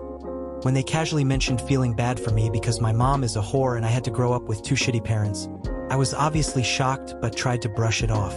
Then my brother joked about how karma must have hit their dad hard when my mom cheated on him with my stepdad. That's when I couldn't stay quiet anymore. I asked them what the hell they were talking about, and they explained how their mom had given our dad an ultimatum when she first found out about his infidelity.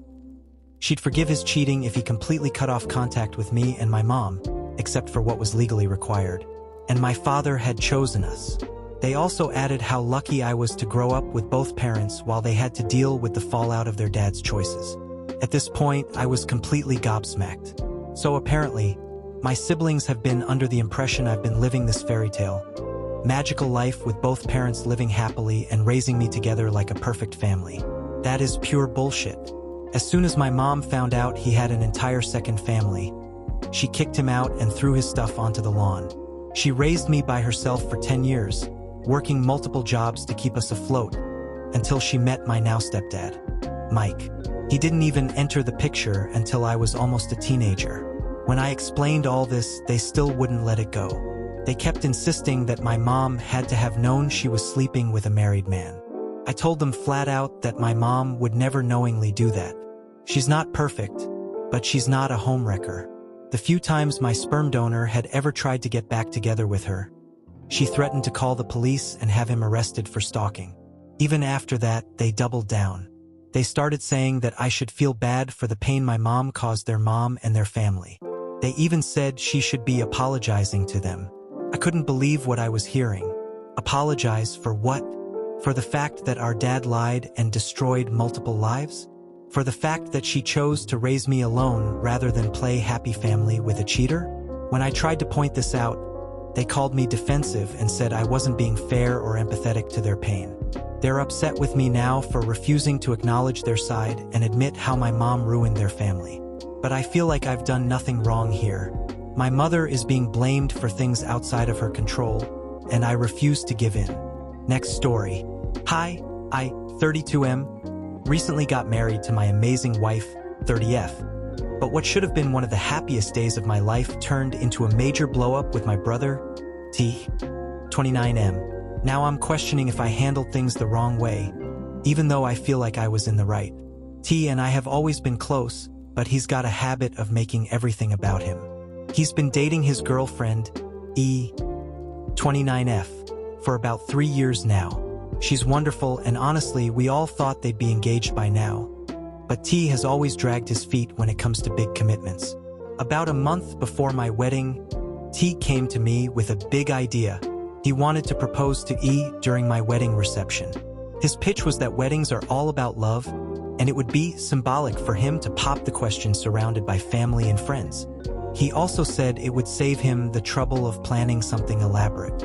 I told him flat out no. I explained that I wanted the day to be focused on my wife and me, especially since she put so much effort into planning every detail. I said it wouldn't feel fair for our day to be overshadowed by someone else's big moment. T acted like he understood and said he'd find another time to propose. I thought we were on the same page. Fast forward to the wedding day. Everything was going perfectly: ceremony, first dance, speeches. Then, during the reception, while people were starting their meals, I suddenly heard a commotion. I looked over and saw T on one knee in the middle of the dance floor, holding out a ring to E. The room erupted in cheers and clapping, but I was absolutely livid. E looked shocked but said yes, and the two of them hugged while everyone crowded around them, congratulating them. Meanwhile, my wife and I were sitting at our table, stunned. I pulled T aside, congratulated him awkwardly, and asked him what the hell he was doing. He brushed me off, saying it was the perfect moment. Everyone was already here, and it just felt right. I reminded him that I had explicitly told him no, but he rolled his eyes and said, "Come on, man, it didn't ruin anything. People are still celebrating your wedding," even though afterwards everyone was just talking about them / to them. My wife was heartbroken. She said she felt like her special day had been hijacked, and I completely agreed. The rest of the night was awkward. People kept congratulating T and E more than they talked about the wedding. To make it worse, during his toast, T said, "It's a big day for love in our family," and basically turned it into a speech about him and E. The next day, I confronted T again. I told him how disrespectful and selfish his actions were, and that he owed both me and my wife a massive apology. Instead, he doubled down, saying I was overreacting and being selfish for trying to control the day. He said weddings are about family, and I should be happy that everyone got to celebrate 2 milestones instead of just 1. The rest of the family is divided. Our parents are upset with T, but think I should let it go, because it's not worth ruining your relationship with your brother. A couple of relatives said I'm being dramatic, but others told me they couldn't believe T pulled a stunt like that. Now T and I aren't speaking. E has been texting me, apologizing and saying she didn't know he was going to propose that day, but T insists he didn't do anything wrong. My wife is furious and feels like her big day was stolen, and honestly I can't blame her. So, Reddit, am I the asshole for not letting him propose and for being angry that he did it anyway? Should I have just let it slide to keep the peace? I feel bad for being mad at him. Me is the love of his life, but in the same time I did tell him to not do this on our special day. BTW. I'm censoring all the names to make sure of my family's privacy and also to somehow make sure my brother won't find out about this.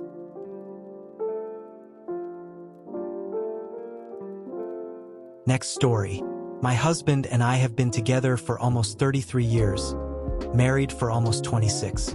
When we started dating, I was tiny, like size 0 tiny. I was also 17. We had our first baby when I was 25 and I gained a lot of weight during that pregnancy but was able to lose it all afterwards. Second baby came at 28 and I lost the weight after that one too. Fast forward to 2009 to 2020. I slowly gained weight until one day I made the conscious decision that I needed to do something for me, and I started a coach diet plan where I went from 210 to 138. I did amazing until 2022 when his dad went on hospice and I became a caregiver, all the way until the very end where I held Phil's hand until he took his last breath. This wrecked me beyond measure. I ate my feelings and continued to eat my feelings until I gained the majority of that weight back. Currently sitting at 205.2. Do I feel good about this? No. Am I happy? Also, no. Several months ago, we were attempting to have sex. We've always had a fairly healthy and active sex life, but on one particular night, when he was trying to perform oral sex on me, he told me, "Your belly is in the way and I can't get to where I need to be." I was so mortified, embarrassed, and heartbroken that I told him we can't have sex anymore, and he hasn't even tried. He shows zero affection towards me other than an occasional kiss, more like a quick peck on the lips. No hugs, no cuddling, no hand holding. I have recently started Zepbound GLP-1 to kickstart weight loss again, mainly because I want to be healthier, I want my clothes to fit better, I want to be able to be active for my grandbaby, etc. But I didn't start it to lose weight so my husband would find me attractive. I'm just over it. I'm over our marriage. I've tried to explain to him how me made me feel, but he acts like I'm being dramatic. I did get, "I'm sorry," out of him this past weekend, but that doesn't unring that bell he rung several months ago. However, he refuses to divorce me and tells me that I'm his best friend. He doesn't know what he'd do without me. Blah blah. What do I do? Next story. Me and my 1-year-old son were outside and he was in the stroller while I was pushing the stroller. As we were walking, an elderly lady who was a complete stranger tried reaching out for him while we were still walking. It looked like she was either reaching for his arm or trying to stop the stroller in the middle of us walking.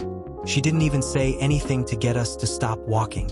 No, hey, or excuse me or anything. She just randomly reached out for him while we were still walking, and then I moved me and my son out of the way before she could reach us. I immediately said, "Don't touch my kid." And then she said, "I'm not. I'm giving him a jacket. It's cold outside." Then I said, "He already has one. Don't touch my kid." Then she started talking to some guy, and then after that she kept following me and then yelled at me from 50 feet away. I don't know what she said because I was trying to ignore her, but I know she was talking to me because her friend was no longer in sight after she started following me while she was shouting at me, and she and I and my son were the only ones left walking on that sidewalk when she started yelling towards me to get my attention. Then I went in a different direction to make sure she doesn't keep following me. I also suspect that that lady might have been under the influence of drugs or alcohol. I don't know for sure, but I highly suspect it because she was acting strange. If she was under the influence, then that's even more reason for me to not want her near my child. Not only that, but I didn't even see a jacket in her hand or anything when she claimed that she was giving him a jacket.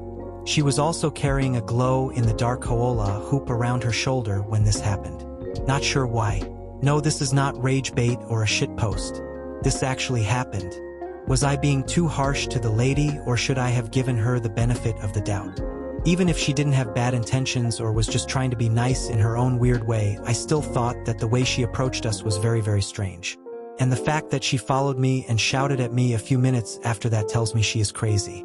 Not only was she a complete stranger, but I also had a bad feeling about her even before she started to follow us. Next story. Long story, I will try to boil it down. I am 46F and my brother is 35M. My brother is the golden child, and ever since he was born, my mother was never the same towards me. I have never held that against him as he didn't choose this role, and I know he feels guilty, even though it's not his fault. And I tell him that. I practically raised my brother from the age of 6 months old to 5 years old when I moved out. I was 11 years old when I started taking care of him, changing diapers, feeding him, bathing him, and putting him to sleep. I used to take him with me to visit and play with my friends. I loved him like he was my own son and still consider him my first child. My mom has periodically been verbally abusive towards me since I was 11 years old, screaming at me, calling me ungrateful, spoiled, and untrustworthy. Although I have never been any of that.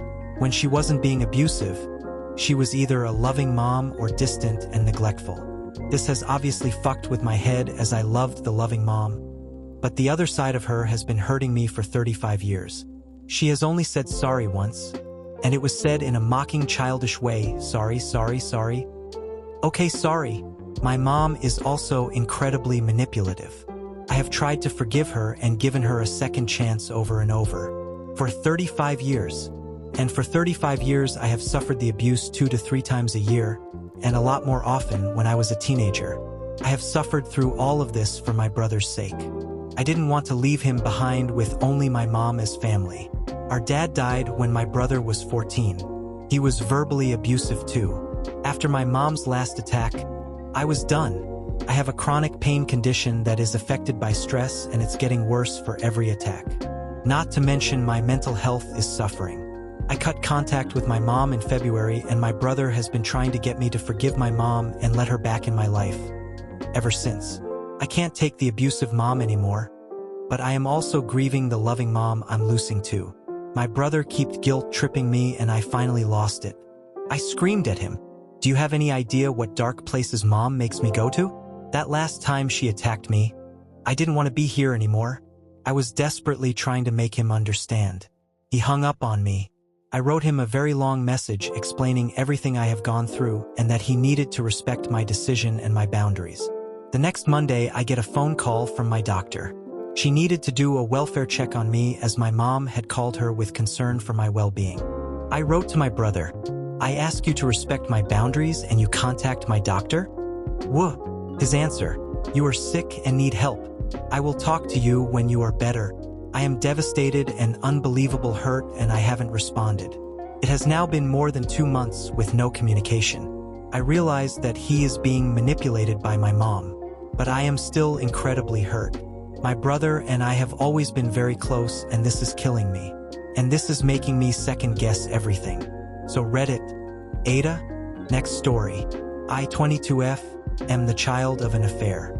My dad, 56M, cheated on his now ex-wife, 53F. With my mom, 52F. My mom had no idea he was married at the time when they were together, and broke up with him as soon as she found out. After I was born, my dad wasn't involved in my life aside from mandatory custody visits, and as a result, I never got a chance to know my half-siblings. However, in early January, I reached out to some of them through Facebook. Surprisingly, they were open to a relationship, and since then, we've built a good connection. Of my half-siblings, 28F, 23M, 24F, my older half-sister, Emily, 28F, was the most accepting. We've grown close over the past few months, and she even invited me to her wedding last month. The problem is her mom, my dad's ex-wife. She has never forgiven my dad for the affair, understandable, and clearly resents me. She made it clear to Emily that she didn't want me at the wedding because of the circumstances of my birth, and insisted I shouldn't be invited since I was the reason their family was broken apart. In fact, most of Emily's extended family have gone out of their way to tell me it wasn't my place to come to such a happy event after what my mother did. Even though she had no idea he was even in a relationship and broke up with him as soon as she knew. Emily insisted it was her wedding, and she wanted me there. I was torn but decided to go because Emily assured me it was okay. I knew this was a sensitive situation, but Emily reassured me multiple times that she wanted me there, and I didn't want to disappoint her. On the day of the wedding, I sat quietly in the back, didn't interact much with anyone outside of Emily and her husband, and tried to be as low-key as possible. Unfortunately, her mom spotted me during the reception, and it was like a bomb went off. She confronted Emily, caused a scene, and ended up leaving early. Some of Emily's extended family members are now blaming me for ruining the wedding and making her mom uncomfortable. They say I shouldn't have come, knowing the pain I represent. I genuinely didn't mean to cause issues. I only went because Emily wanted me there, and I thought I was supporting her. But now I'm wondering if I should have stayed away for the sake of keeping the peace. Next story. I, 28M, got married 2 years ago to my wife Elle, 28F, after dating for 7 years. In the early years of our relationship, I grew close to Elle's parents and 2 of Elle's siblings, Ryan, 21M, and Tara, 25F. I didn't grow up with a supportive family and spent most of my life without a family, so being accepted and welcomed in by Elle's made me so happy. We're at the point now where Ryan and Tara feel like my siblings just as much as Elle's and her parents feel like mine. Sometimes I even say mom or dad to them, which makes them happy. Elle's oldest sister, Josie, 31F, is the person I'm the least close to in the family. But we've always been okay. Josie's married and has 4 kids under the age of 6. So she's busy and we don't spend as much time with her anyway. The background on me is that I was removed from my family at the age of 6 because of neglect and abuse and placed in foster care. I never found a good foster family and was bounced around more than most kids. I wasn't the cute little baby a lot of people wanted, so no adoption happened, and unfortunately, most of the people who were taking me were in it for the money more than they were in it to provide us with what we didn't have. I rarely had a bed, didn't eat enough, and was frequently ignored. I dropped out of high school at 16 because my grades were awful and I was being bullied on a daily basis, and I never had money in my lunch account, so I couldn't even go to eat 1 meal a day. I started working, but once I did, I got 0 of anything provided by the foster families I was placed with. They said if I had my own money, I didn't need them to spend any on me. I wasn't allowed to eat their food or use their anything. I was homeless at 18 and moved away, and at one point I had 3 jobs to try and get myself stable. Just before I met Elle, I met a couple who had their own business, and they offered to take me under their wing and train me so I'd have skills, and they ended up liking me enough that I still work for them today and was able to get a GED and a few skills classes completed to secure a future in my current kind of job. Elle and I met when things had just started to look up. She was in college and came into the shop while I was there, which is how we met. So I know struggles. Elle's family is fully aware of my background and how much I've struggled in life. I have talked about being hungry, being homeless, and working way too many jobs just to try and land on my feet. Anyway, Elle and I are expecting our first baby soon, and we have plans to spend Christmas with her family like we do every year. Ryan and Elle's dad have helped me with the nursery. Ryan was chatting about it at a family dinner a couple of weeks ago, and he mentioned he bought some more baby clothes for us. Josie made a comment that nobody could catch, and she refused to repeat it. At some point, Josie asked her parents if they had bought her kids their big gifts, and they said they bought gifts but hadn't bought the biggest ones. She told them they couldn't afford the big asks, and it's why she shared the whole list with everyone. Elle told her we got them each a bigger thing off the list, which Josie didn't seem too happy about, and she said we shouldn't show off, and it was easy to see we never had concerns about money.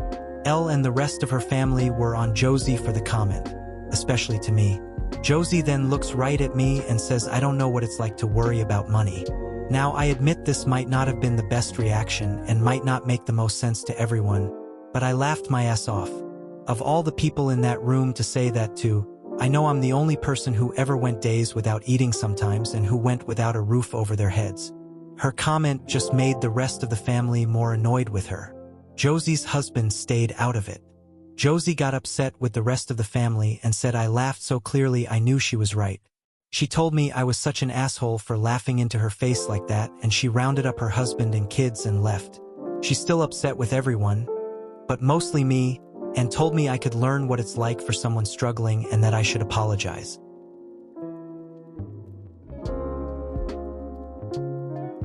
Next story, I am 19F, and for as long as I can remember, my family has criticized me for being overweight.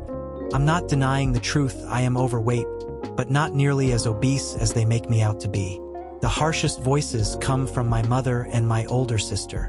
My sister, who has a difficult personality, often gets away with her behavior because of her looks. As for my mother, she's always worried that boys would never like me. She would say things like, "It's such a shame. You have a pretty face, but you could be so much prettier if you were thin." Hearing this kind of criticism since I was about 8 years old has affected me deeply.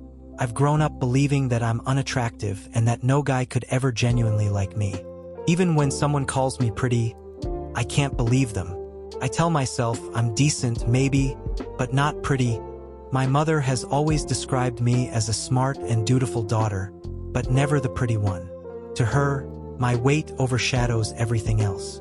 Recently, I went to the doctor for a routine checkup, only to discover I have hypothyroidism. Suddenly, everything made sense.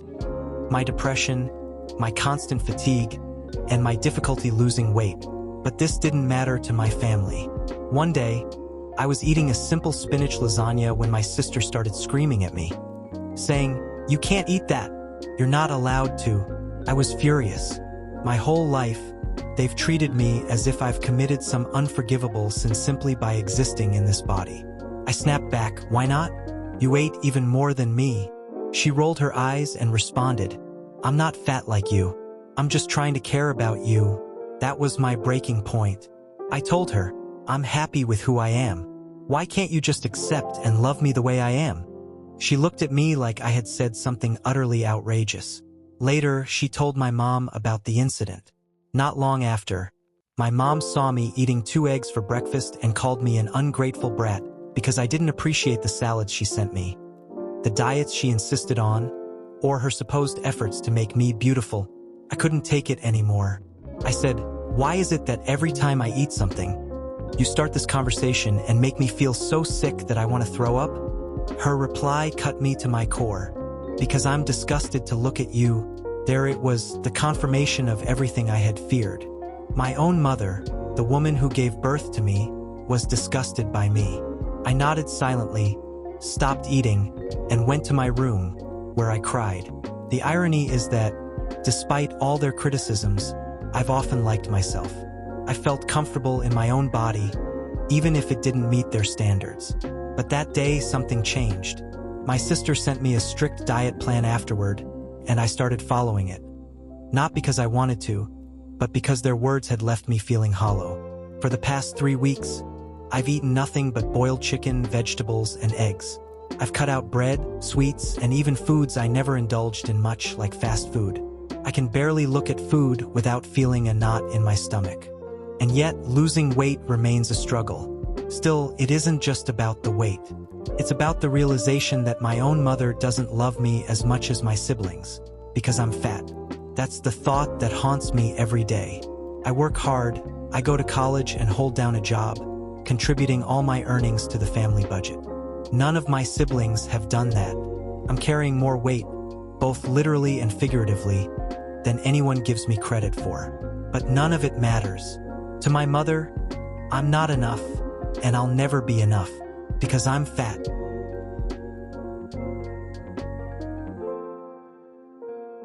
Next story.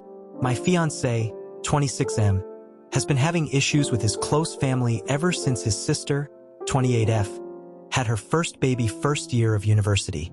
So it's been a while. I met him when we were both 19, so you can imagine that I've seen my fair share of them as well during these years.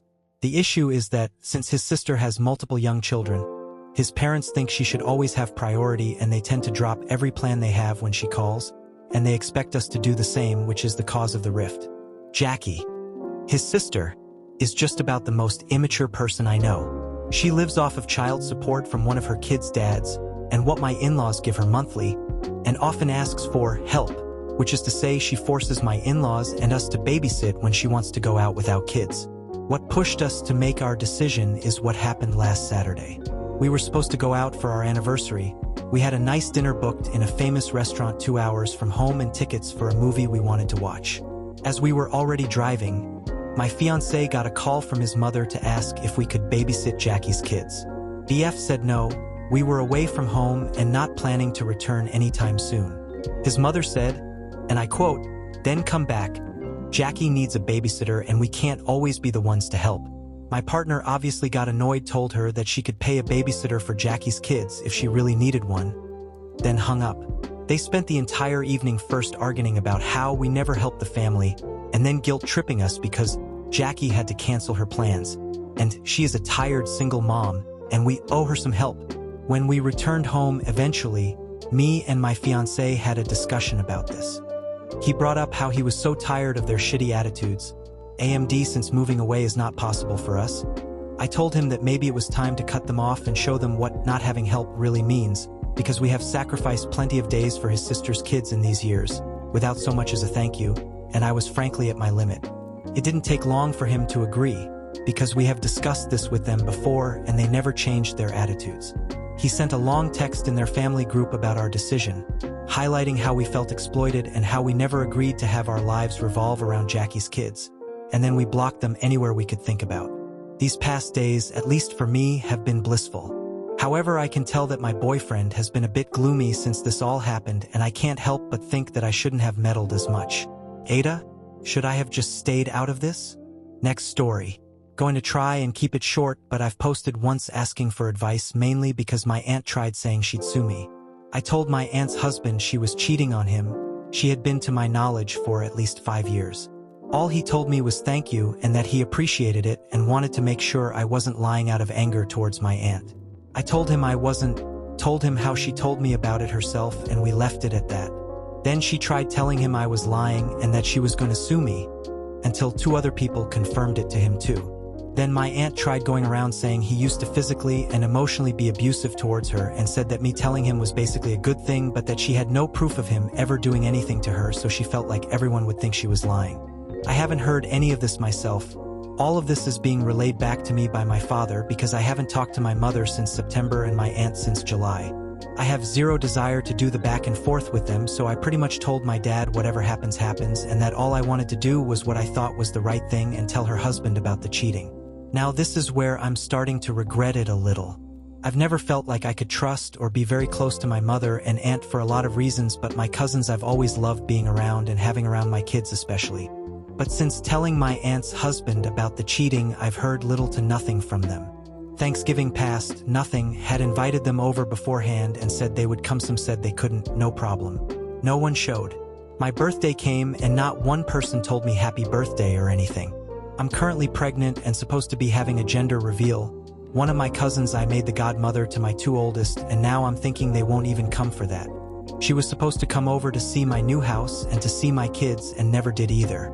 I reached out to her and she basically said she was staying out of it and that she was tired of the he said she said.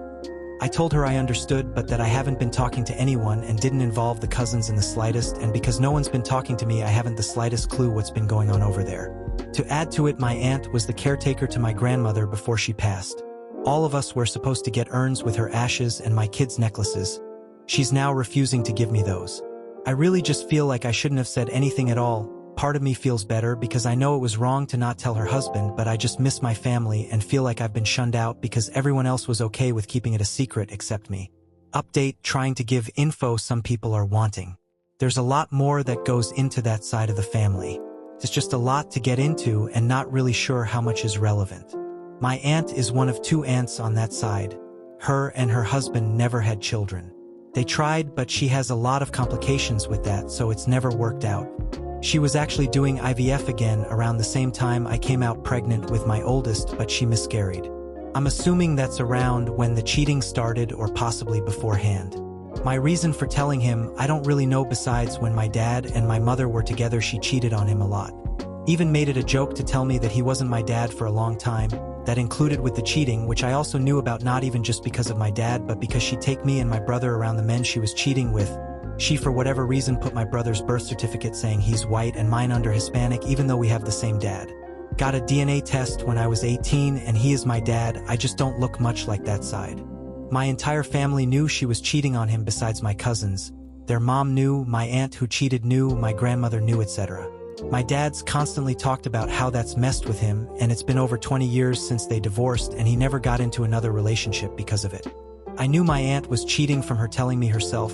The way she explained it was that she was basically only telling me because I worked with my mother and the guy she was cheating on her husband with and didn't want me going to her husband asking him why she was there at the job but not coming to see me or my mother. The way she told me was quite literally her saying, I love him so much, you know, we love each other a lot, we have always loved each other. She continued saying that over and over until she finally told me, but I'm fucking so and so. I've known him since he worked with me and his wife knows about me, but she doesn't really care that he does stuff like this, I just left it alone. My mother basically said not her relationship, not her place, so for 5 years I told myself that. My aunt would also say stuff like her husband didn't really care about our family and only cared about his side, other than that never heard anything bad about him. But the way she made him sound, I was more or less just like, do you not my problem? My grandmother died recently and one of her biggest things she kept saying was that she was sorry to everyone for anything she did to them. Knowing her, my mother, and two aunts, there's a lot of secrets, lying, and manipulation. I pretty much got to the point of not wanting to carry that burden anymore. I don't really care to know more about their relationship, honestly. I just know how she would talk about him to myself, and then the guy she cheated with started talking to my boyfriend about stuff that made it infinitely worse. It started sounding a lot less like, oh, he made me sad and doesn't care about me, I need someone to fill that void, to it sounding like she was flat out making a joke out of her husband. She would constantly tell me myself that he was fucking stupid, retarded. He has a big dick but doesn't know how to use it.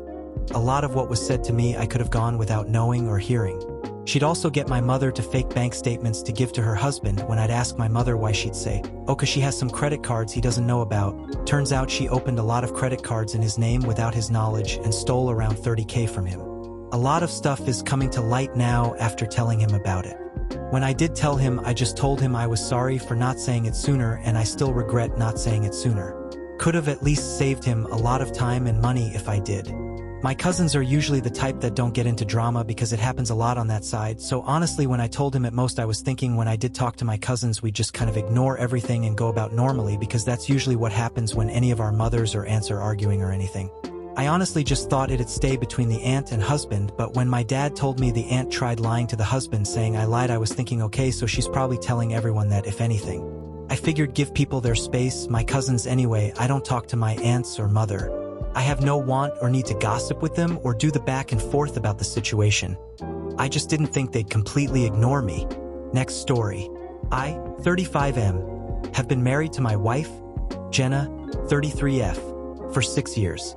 Recently, she surprised me by saying she booked a week-long vacation for us with her family, her parents, siblings, and their kids. She was super excited and said she had everything planned. The location, the dates, and even our share of the costs. The problem is, she never talked to me about it beforehand.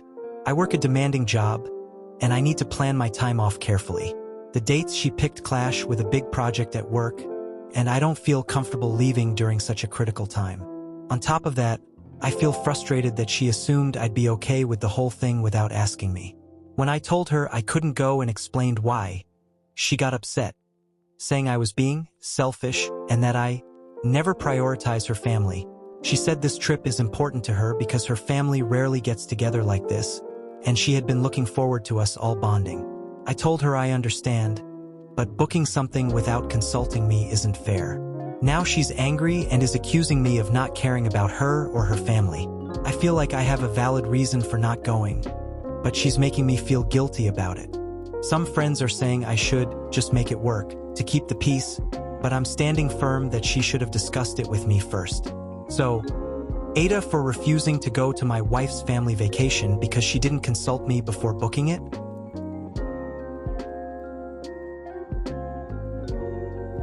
Next story. I am 30 years old and male. My wife, Jessica, is 22. My wife has a 7-year-old son, Max, whom she had when she was 15 years old. The father, who was her boyfriend in junior high school and is the same age as Jessica, actually left the state when he and his family learned that she was pregnant. Jessica has no idea where he is, and since her family is well off, she didn't really need or care for his support. I met Jessica when she was 20, we dated for a year, and then got married when she was 21. I love Max and raise him as if he was my own son. Last month, Max came to my workplace with Jessica in the early afternoon to surprise me with a lunch outing. As they waited for me to finish up a meeting, the front desk secretary, Claire, chatted with Jessica. I wasn't there for the conversation, but Claire was stunned at how young Jessica looked, and Jessica said she was 22. Apparently Claire did a bit of napkin math and came to the following conclusions. 1. Jessica is 22 and I am 30. 2. Max is 7. 3. That means Jessica and I had Max when she was 15 and I was 23. Apparently, from that day on, Claire began gossiping about this. I had no idea what was going on, but I did notice that Claire abruptly changed her attitude towards me, glaring when she thought I wasn't looking or rolling her eyes when I talked to other people.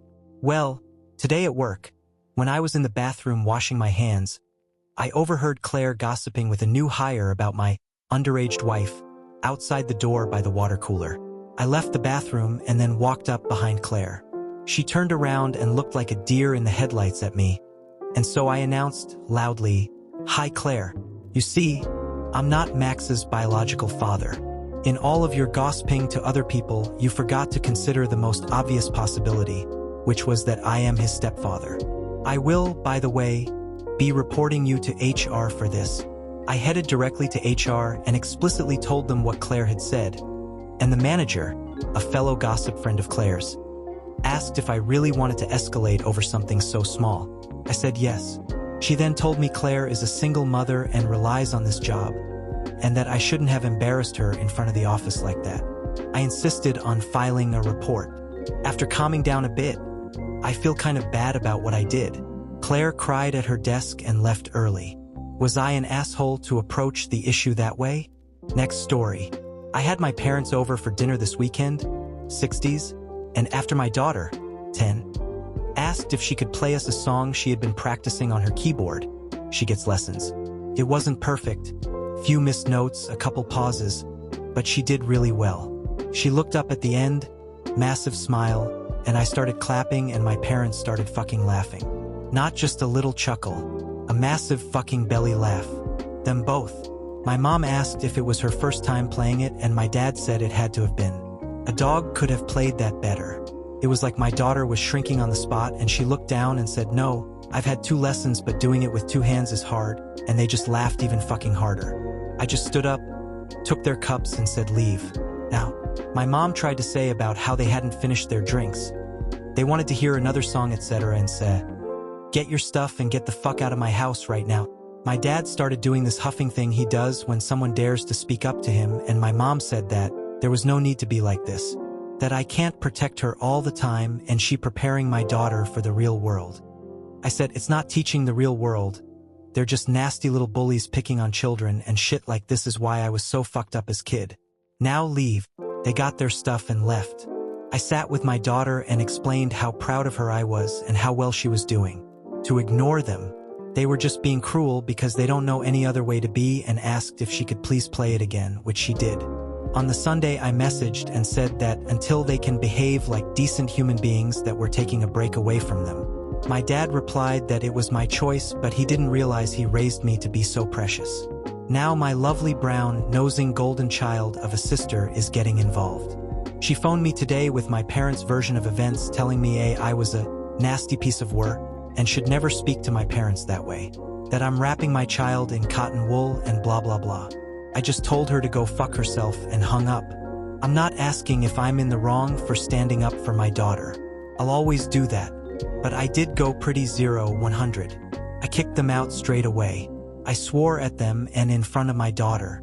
I did raise my voice at the end when I said leave. I was and still am angry. I don't think I'd even accept an apology from them at this point. This behavior isn't new. It's decades old. But this is the first time it affected my daughter. Did I go too far? React too much? Should I have tried to be calmer? Talk it out? I dunno. Ada? Edit. Lots of people think I'm a mom lol. Nope, single dad. Also, thank you all for your comments. Def calming the anger I felt and making me feel less shit for the way I reacted. Edit 2. I really appreciate all the comments. Even the ones calling me Mama Bear lol. I never doubted I was in the right for standing up for my daughter. Just how I went about it. I'm gonna sit and talk with my daughter about it all either tomorrow after school or on the weekend. My parents and sister can just disappear for all I care, Aaron. To all the commenters that said they wish they had someone like me when they were younger, I get it, man. I really do. I hope you got someone now or are able to be that someone. Reading all these comments def changed my anger into sadness/realization that I'm not alone with the shitty parents. Thanks for sharing and thanks for the comments, guys. Even the trolls, you were great. Also, please stop giving awards. It's a throwaway. Don't waste your money. Edit 3. Really appreciate all the comments and DMS. But my phone's going a bit mad with it all, so I'm gonna delete the account. I'm gonna keep the post up though, cause people have posted a bunch of links I'd like to look into this weekend.